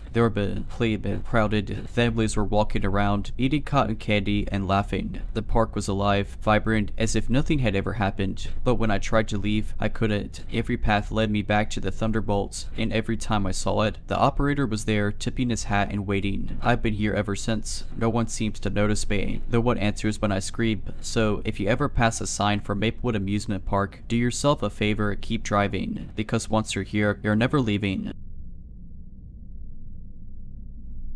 It was late October, the kind of chilly evening where you could see your breath but not quite call it winter. I was driving home from my friend's house after a late night horror movie marathon. My route was mostly back roads, winding through a quiet stretch of forest. No streetlights, just the occasional reflective sign and the eerie glow of my headlights piercing through the dark. About halfway home, I saw something strange, a man standing on the side of the road. He was waving his arms frantically, trying to flag me down. He looked out of place, a large backpack slung over one shoulder, his clothes dirty and torn, and his face. Well, his face was pale, like he'd been out in the cold for hours. I slowed down, debating whether to stop. My mom's voice echoed in my head, "Don't pick up hitchhikers. You never know who you're dealing with." With something about this guy looked desperate, I reasoned that I could at least roll down my window and see if he needed help. I stopped the car a few feet ahead of him, keeping the engine running. He jogged up to my window, his breath visible in the cold air. "Thanks for stopping," he said, his voice shaking. "My car broke down a couple miles back. My phone's dead, and I just need a ride to the nearest gas station." There was something off about him, but I couldn't put my finger on it. Maybe it was the way his eyes darted around like he was checking for something, or someone. "I'm sorry," I said cautiously. "I don't usually pick people up,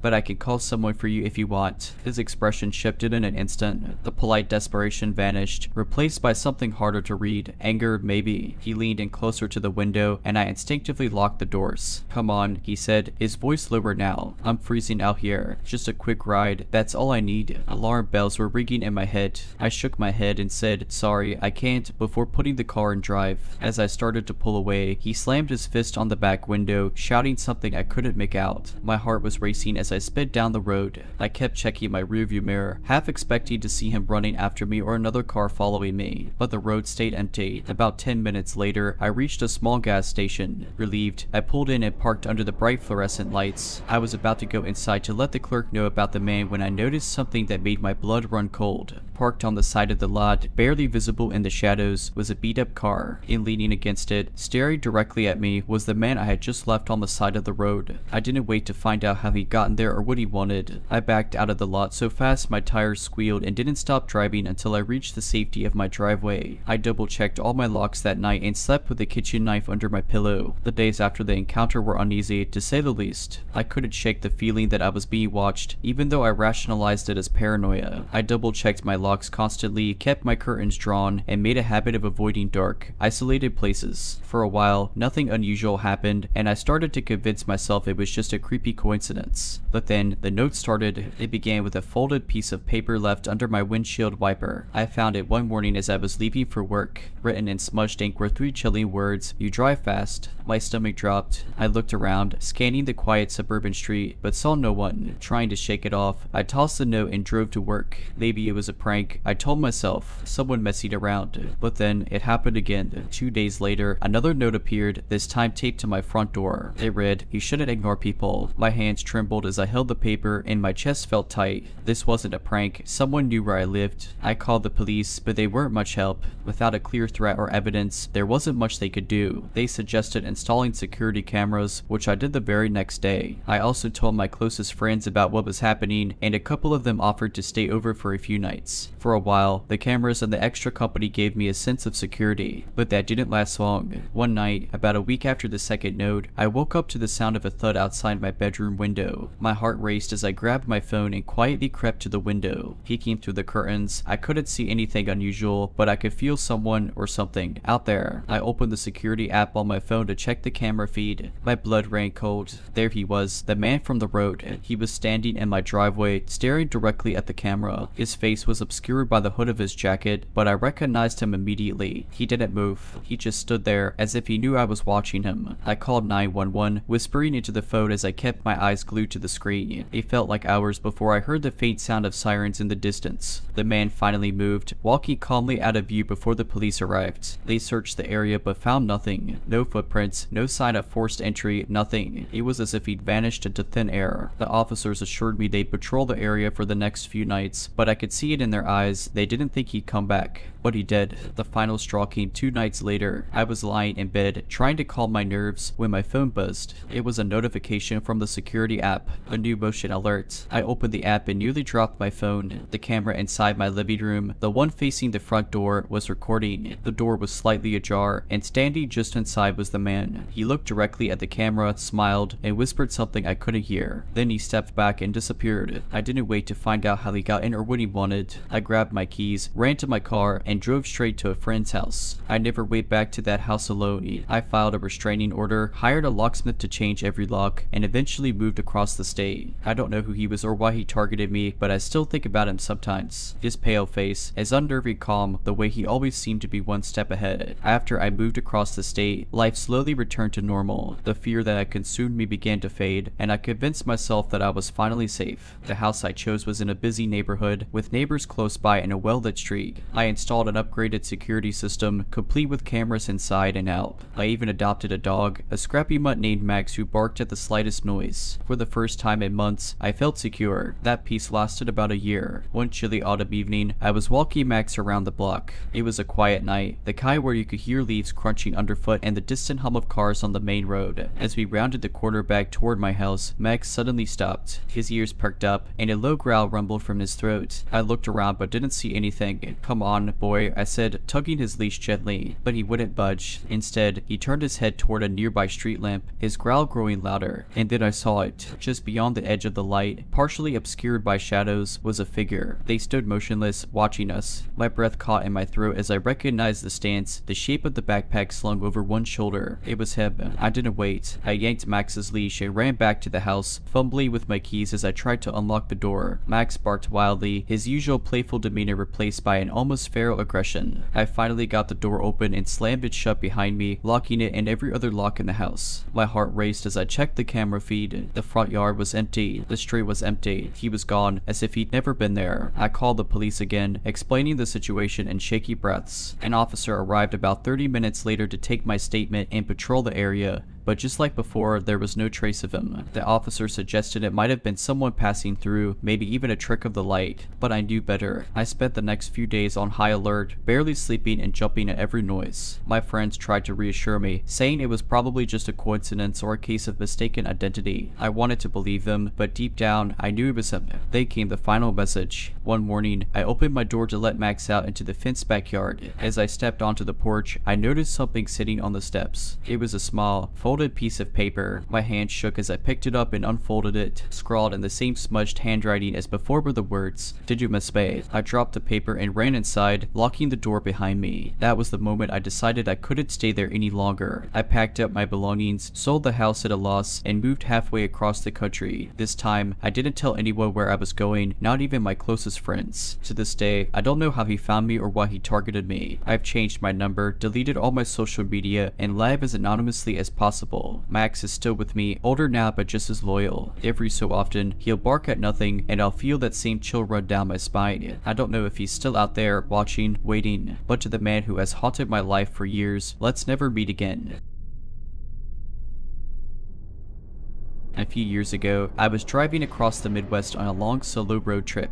It was late October, and the weather had been unpredictable. One minute clear skies, the next, sudden bursts of rain. On this particular evening, I was on a lonely stretch of highway, surrounded by nothing but open fields and occasional clusters of trees. The sun was setting, painting the sky in ominous shades of red and orange. I was about an hour away from the next town when I saw him. A man, standing on the side of the road, his thumb out in the universal sign for "I need a ride." He looked rough, dirty clothes, a backpack slung over one shoulder, but not necessarily dangerous. I hesitated, thinking up hitchhikers wasn't something I'd ever done, but the next town was a long way off, and it was getting cold. Against my better judgment, I slowed down and pulled over. He jogged up to my car, flashing a tired but grateful smile. "Thanks," he said as he climbed into the passenger seat. His voice was gravelly, like he hadn't spoken in days. "I just need to get to the next town." I nodded and kept driving, trying to make small talk to ease the awkwardness. He wasn't much of a conversationalist, giving one-word answers or vague responses. Something about him felt off, but I told myself I was just being paranoid. About 10 minutes into the drive, I noticed something strange. He kept glancing at the glove compartment, almost like he was trying to decide whether to open it. I tried to ignore it, but my unease grew with each passing mile. "Do you live around here?" I asked, hoping to distract him. "Not really," he said, his eyes still darting to the glove box. I was starting to regret my decision when he suddenly leaned forward and pointed to a small rest area coming up. "Can we stop there for a second?" he asked. "I need to use the bathroom." I agreed, more because I wanted a moment to collect myself than out of any concern for his needs. As soon as I pulled into the parking lot, he grabbed his backpack and got out. He didn't head for the bathroom, though. Instead, he walked around the side of the building and disappeared from view. I waited for a minute, then two, but he didn't come back. My gut was screaming at me to leave, so I decided to check his seat. When I leaned over, I noticed something sticking out of the side pocket of his backpack, which he left behind. It was a knife.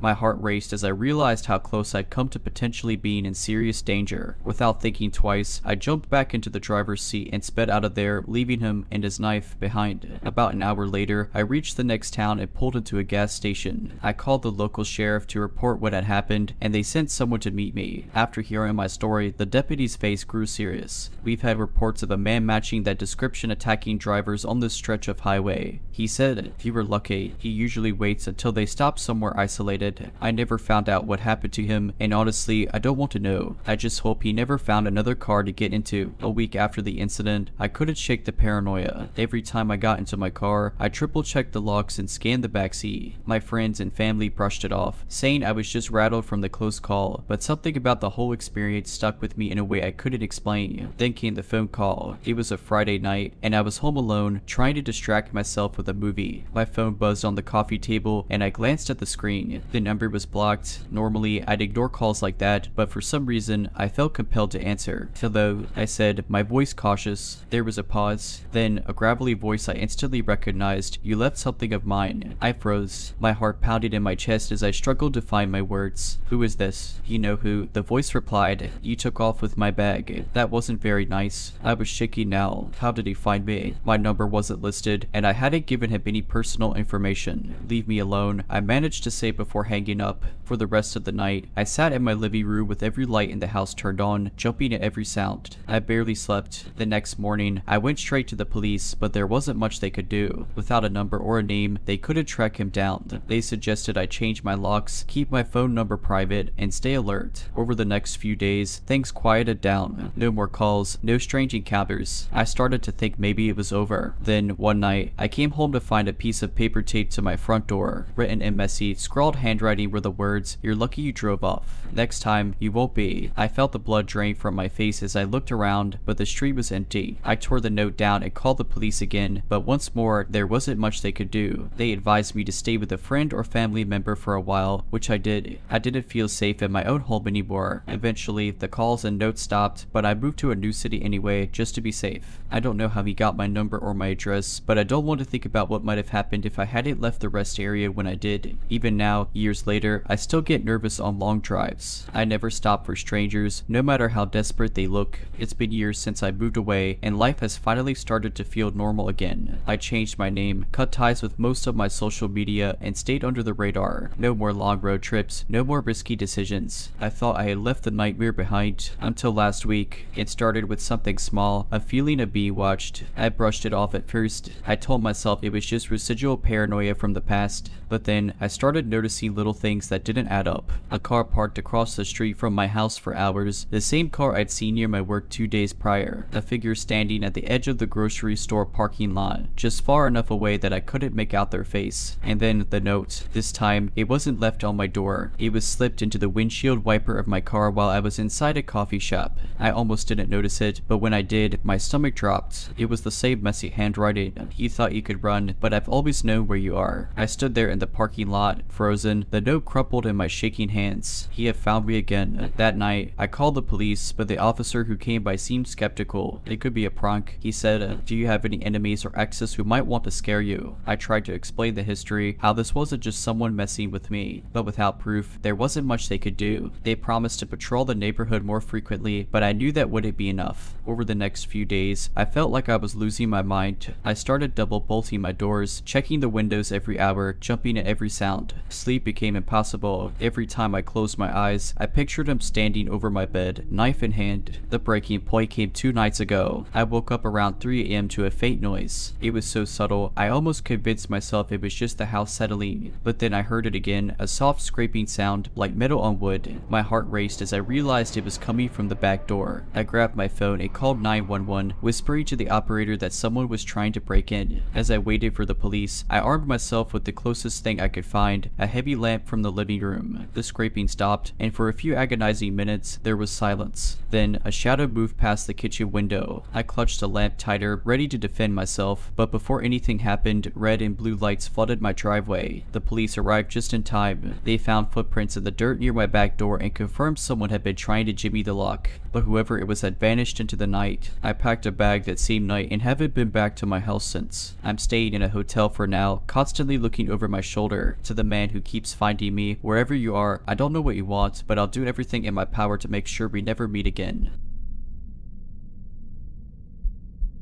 This happened a few years ago, and to this day, I still can't explain what I saw, or rather, who I saw. It was the fall, just before Halloween, and my boyfriend at the time, Alex, and I decided to go for a drive in the countryside. There's something peaceful about cruising past endless fields of corn and pumpkins, especially when the weather is cool and crisp. We had no real destination in mind, just a tank full of gas and a playlist of spooky podcasts to keep us entertained. As the sun started to set, we realized we were pretty far from the main road. The paved streets had turned to gravel, and soon we were surrounded by tall cornfields on both sides. There wasn't a house or street light in sight. We were joking about how cliche it would be to break down in a place like this when Alex suddenly slowed the car. "What's that?" he said, pointing to the right. I followed his gaze, squinting through the golden light of the setting sun. At first, I didn't see anything, just rows of corn swaying in the wind. But then, I noticed it. A man was standing in the middle of the field. He was facing us, perfectly still, with his arms at his sides. He wore a dirty brown jacket and a wide-brimmed hat that cast cast a shadow over his face. I couldn't see his features, but something about his posture gave me the chills. He didn't look like a farmer or anyone who had a reason to be out there. Probably just a scarecrow, Alex said, laughing nervously. But even as he said it, I could tell he wasn't convinced. Neither was I. Scarecrows don't move, I whispered, as if on cue. The man tilted his head slightly to the side. It was a small movement, almost imperceptible, but enough to send my heart racing. Drive, I said, my voice sharper than I intended. Alex hesitated for a moment, but then he nodded and pressed the gas. We didn't look back. We drove for a few more miles in tense silence before we finally saw a sign pointing us back to the highway. Relief washed over me as we left the cornfields behind, and I convinced myself it was just some weird local playing a prank. That was until a few weeks later. I was scrolling through Facebook when a news story caught my eye. It was about a string of disappearances in rural areas near where we had been driving that night. The police had no leads, but witnesses reported seeing a man in a brown jacket and a wide-brimmed hat lurking near the fields. After seeing the news story, I couldn't shake the image of that man from my mind.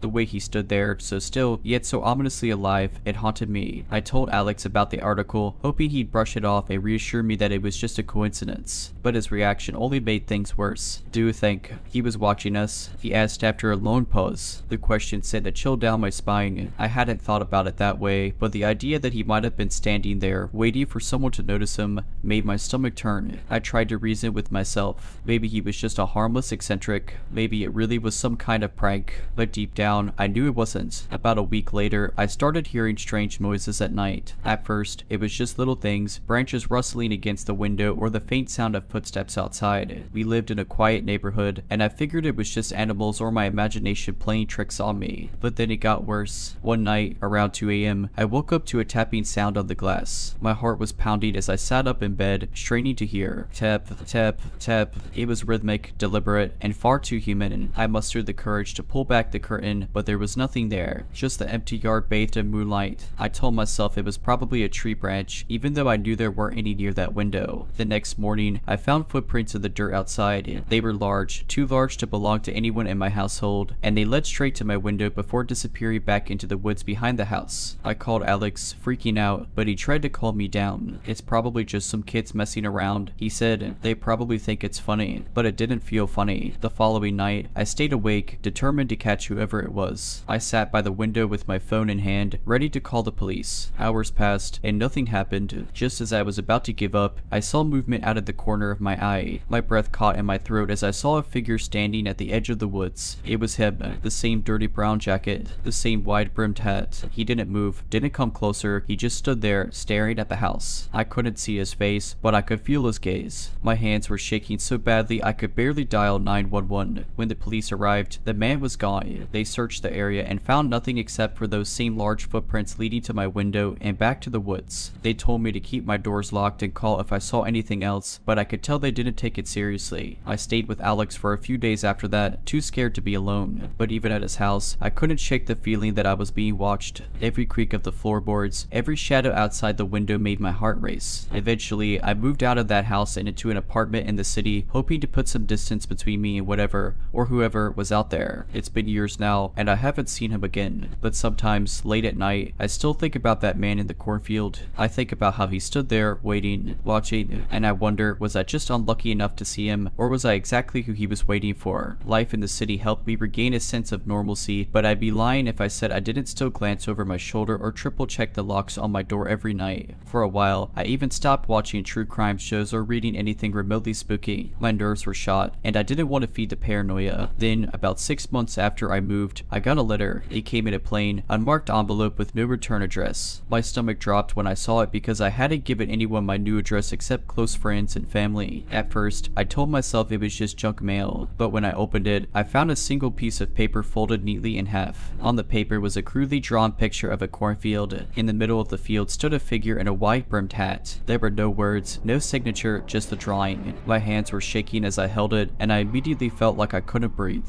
I called the police, but they weren't much help. They said without a postmark or any identifying information, there wasn't much they could do. They suggested I install a security system and keep an eye out for anything suspicious. That was it. For weeks, I barely slept. Every time I closed my eyes, I saw that drawing. I'd wake up in a cold sweat, certain that if I looked out the window, I'd see him standing there. But nothing happened. No more letters, no strange noises, nothing. Eventually, I started to believe that maybe it was over, until until I saw him again. I was walking home from work one evening, taking a shortcut through a quiet side street. The sun was setting, casting long shadows across the pavement. I was halfway down the block when I felt that unmistakable sensation of being watched. I stopped in my tracks and glanced around. The street was empty, or so I thought, and then I saw him. He was standing at the far end of the street, partially obscured by a lamppost. The same wide-brimmed hat, the same brown jacket. My blood ran cold. He wasn't moving, but I knew he saw me. I didn't wait to find out what he wanted. I turned and ran as fast as I could, my heart pounding in my chest. I didn't stop until I was inside my building, the door locked behind me. I called the police again, but by the time they arrived, the man was gone. That was the last time I saw him, but the fear never left. Every time I walk alone, every time I hear an unexpected noise in the night, I wonder if he's still out there, waiting for the right moment to show himself again. To the man at the cornfield, who somehow found me even in the city, let's not mate. Ever. And if we do, I don't think I'll be the one running next time.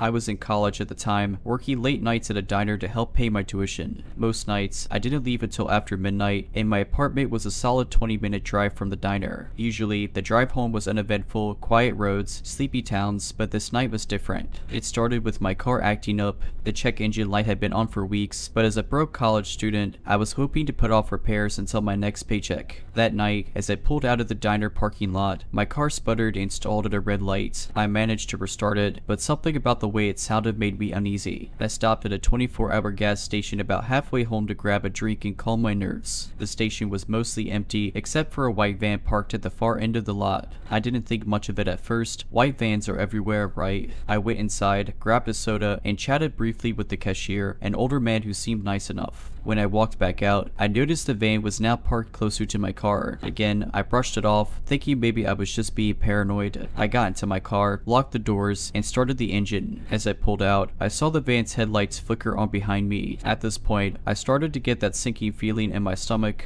The van stayed a few car lengths behind me as I drove down the main road. When I turned onto the quieter street leading to my apartment, it turned too. I thought maybe it was a coincidence, but then I decided to test it. I made an unnecessary left turn into a random residential neighborhood. Sure enough, the van followed me. Panic set in. I started running through my options. Should I call the police? Should I speed up and hope to lose them? My car, with its engine issues, wasn't exactly built for a high-speed chase. Instead, I decided to head for a well-lit grocery store parking lot that I knew had security cameras. As I pulled in, I parked right in front of the store and turned off my car. The van rolled slowly into the lot but didn't park. Instead, it crept along the row of cars, passing mine before stopping a few spaces down. I couldn't see the driver through the tinted windows, but I could feel their eyes on me. My heart was pounding so loudly I thought it might burst. I grabbed my phone and pretended to call someone, hoping it would scare them off. A moment later, the van suddenly backed out of the space and sped out of the parking lot. I stayed parked there for another 20 minutes, too shaken to move. When I finally got home, I double-checked all my locks and slept with the lights on. The scariest part, the next morning, I noticed a small piece of paper tucked under my windshield wiper. I hadn't seen it in the dark the night before. It was a crudely written note. "You're lucky you stopped." The note said to chill down my spine. I held it in my hand, staring at the words over and over as though they'd change if I looked hard enough. The handwriting was messy, almost childlike, and the letters were smudged. I couldn't figure out how long it had been there. Had they left it before I went into the store or after I got out? Either way, it was clear they had been watching me for longer than I realized. I threw the note away immediately, but the sense of being followed didn't leave me. That day, I told my roommate, Sarah, about what happened. She tried to calm me down, saying it was probably just a weird coincidence or someone trying to mess with me. Still, she offered to come with me the next time I needed to make a late night drive, which was comforting. For a while, things went back to normal. I avoided late night shifts when I could, stuck to main roads, and kept my car locked at all times. I'd even scraped together enough money to get my car fixed. I thought I was being paranoid, but I'd rather be safe than sorry. Weeks passed without incident, and I started to feel like maybe it was just a one-off creepy experience. Until it wasn't. About 2 months later, I got home from a late shift around midnight. As I walked up the stairs to my apartment, I noticed something on the floor near my door, a small, folded piece of paper. My heart dropped. It was the same kind of paper as before, and the same messy handwriting. "You didn't see me this time." I froze. Someone had been outside my apartment, watching me. The The thought made my skin crawl. How had they found me? Had they been following me this entire time? My hand shook as I unlocked the door and bolted it shut behind me. Sarah was already asleep, so I decided not to wake her. Instead, I stayed up all night, jumping at every little sound. The next morning, I filed a police report. They took it seriously, but without any solid leads, there wasn't much they could do. The officer who came to our apartment suggested getting a security camera, which we did the very next day. I also started parking my car in a different spot each night, hoping to throw off whoever was watching me. For a while, the camera footage showed nothing unusual. I checked it obsessively every morning, half hoping and half dreading that I'd catch something. Then, about a week later, I found what I was looking for. At 3:17 a.m., the camera captured a figure walking slowly down the hallway outside our apartment. They were wearing a hoodie, the hood pulled up so I couldn't see their face, and they stopped directly in front of our door. They stood there for almost a full minute before slipping something under the door and walking away. I didn't even want to pick up the paper, but I forced myself to.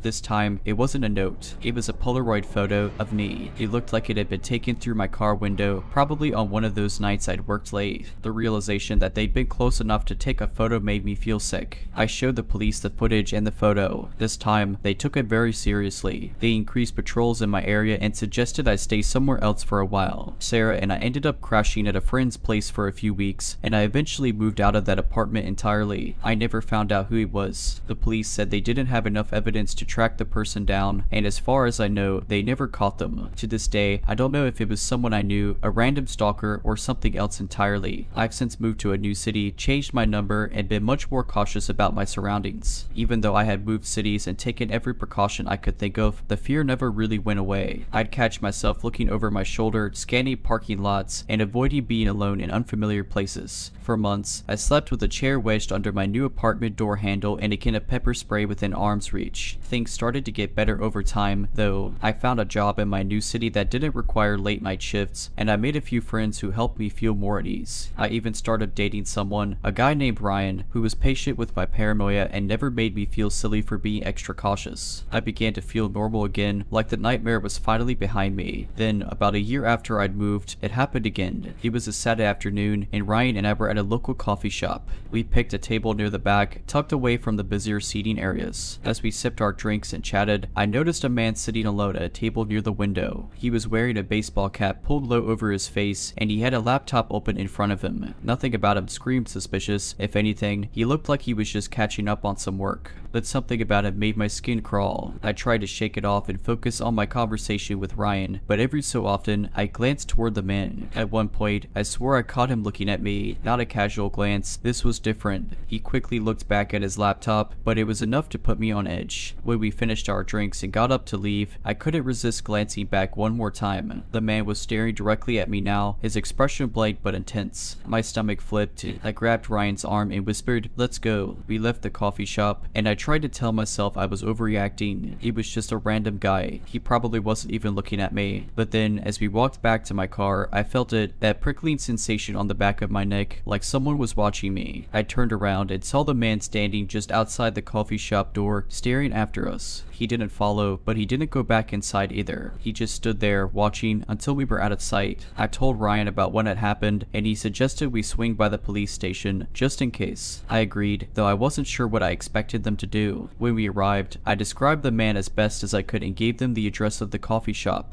The officer at the desk said they'd look into it, but reminded me that unless the man had done something illegal, there wasn't much they could do. The next morning, I found a familiar sight on my windshield, a piece of paper tucked neatly under the wiper blade. My hand shook as I unfolded it. The note was short and to the point. "I found you." I broke down crying in the middle of the parking lot. Ryan had to help me back into the apartment, where I called the police again. They came out to take another report, but just like before, there wasn't much they could do. They recommended more security measures, but I could tell they didn't think they'd catch whoever was behind this. Since that day, I've been living in a constant state of anxiety. I changed my routines, switched my job again, and even moved to a new apartment with a more secure building. I don't go anywhere alone if I can help it, and I've become hyper aware of my surroundings. Ryan has been a rock through all of this, but I know it's taken a toll on him too. It's been a few months now, and I haven't had any new incidents. I want to believe it's over, that whoever this person is has given up or moved on, but I can't shake the feeling that they're still out there, watching, waiting. To the man in the coffee shop, or whoever has been following me all these years, please, for the sake of my sanity, let's not meet again. Ever.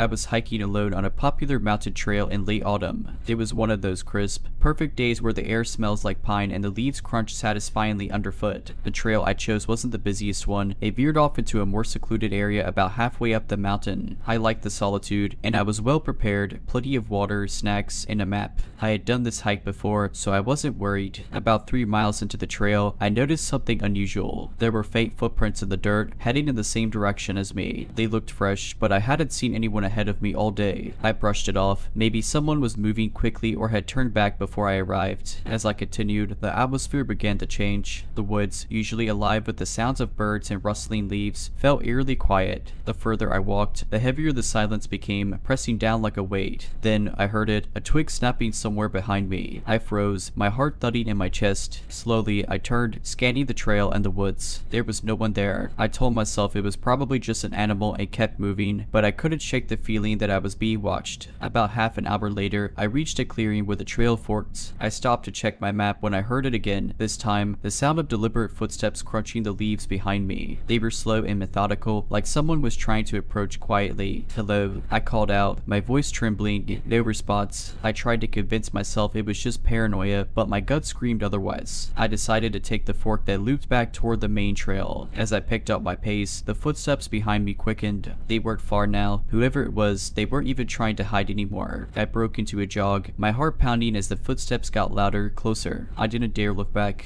My brain was screaming at me to run, but my legs felt like lead. I could hear whoever it was breathing now, ragged and heavy, like they were right on my heels. Suddenly, I spotted another hiker ahead of me, a man in his 50 seconds with a bright red jacket. Without thinking, I sprinted toward him, shouting, "Hey, wait up." The man turned, startled, as I reached him, panting and wild-eyed. "Are you okay?" he asked. I glanced behind me. The footsteps had stopped. There was no one there. "I think someone's following me," I stammered, struggling to catch my breath. The man immediately became serious and stayed with me as we walked back to the main trail. He had a walking stick and seemed ready to use it if necessary. I kept looking over my shoulder, but we didn't see anyone the rest of the way down. When we reached the parking lot, I finally felt a sliver of relief. I thanked the man profusely and got into my car, locking the doors immediately. As I started to drive away, I glanced in my rearview mirror and froze. There, standing at the edge of the tree line, was a figure. They didn't move, didn't wave. They just stood there, watching as I sped out of the lot. The following weeks were a blur of unease. Every time I left my house, I felt like someone was watching me. I chalked it up to paranoia. After all, I never actually saw the person again, but the feeling wouldn't go away. One night, about 2 weeks later, I was home alone. I live in a small house with a decent-sized yard, bordered by thick woods. It's peaceful, but suddenly that isolation didn't feel so comforting. It started around 9 p.m. I was watching TV when I heard a faint tapping sound at the back of the house. My heart sank. At first, I thought it was just a branch hitting the window in the wind, but when I muted the TV, the tapping continued. It was rhythmic, deliberate. I grabbed my phone and crept to the kitchen window, which faces the backyard. The blinds were closed, but there was a tiny gap between them. As I peeked out, I caught a glimpse of something that made my blood run cold. A figure was standing just beyond the edge of the porch, partially obscured by the shadows. They weren't moving, but their posture was unsettling, rigid and tense, as if they were waiting for something. I stumbled back, my hand shaking as I dialed 911. The dispatcher was calm, assuring me that an officer would be sent immediately. I stayed on the line, crouched behind the counter, heart hammering in my chest. After what felt like an eternity, I heard the sound of a car pulling into my driveway. I bolted to the front door and flung it open, relief flooding me when I saw the police officer stepping out of his vehicle. But when I tried to explain what had happened and led him to the backyard, the figure was gone. The officer shone his flashlight around, revealing footprints in the dirt, large ones leading from the edge of the woods to my porch. He followed them to where the figure had been standing and found something that made my stomach churn. There was a small knife, its blade stuck into the wooden railing of my porch, and a note tied to the handle. The officer carefully untied it and read it aloud. "Next time, I won't just watch." I moved out of that house a week later, breaking my lease and relocating to a different state. It was an impulsive decision, but I didn't care. Whatever it took to feel safe again. After moving, things finally started to settle down. I found a new place in a small, busy neighborhood, a stark contrast to the quiet isolation of my old house. The streets were always alive with activity, and having people around made me feel safer. Slowly, I started to let my guard down, convincing myself that whatever happened back then was over. For the first few months, everything was fine. I got a new job, made some friends, and started to feel normal again. But then, one evening, I came home from work and found something that made my stomach drop.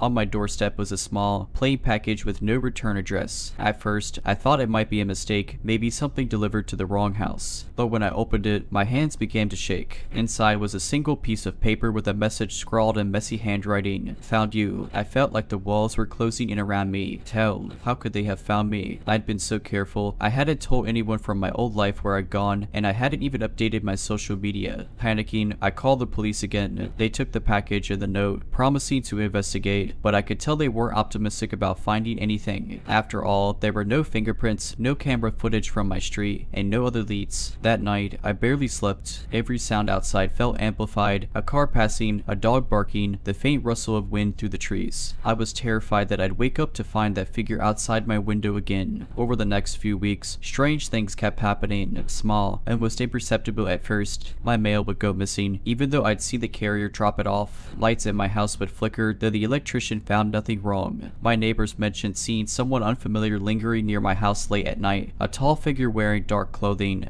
but they could never give a clear description. Then, one night, it escalated. I was in bed when I woke up to the sound of my front doorknob jiggling. My heart froze. Someone was trying to get inside. I grabbed my phone and quietly called 911, whispering to the dispatcher what was happening. The jiggling stopped, but then I heard footsteps, slow, deliberate footsteps, walking around to the back of the house. I stayed on the line, barely breathing, until I heard the sirens in the distance. The dispatcher assured me the officers were almost there. When the flashing red and blue lights finally lit up my street, I felt a wave of relief so strong I nearly cried. The police didn't find anyone, but they did find scratch marks on my back door, as if someone had been trying to pry it open. That was the final straw. I packed my things and moved again, this time to a high-rise apartment with 24/7 security. It's been 3 years since then, and there haven't been any more incidents. I've tried to put it behind me, but I still feel uneasy whenever I'm alone. Every now and then, I catch myself looking over my shoulder, wondering if they're still out there, watching. Alright, but that's it. I hope you enjoyed this video. If you did, make sure to subscribe to my channel, like this video, and comment something down below. But as always, Have a nice day.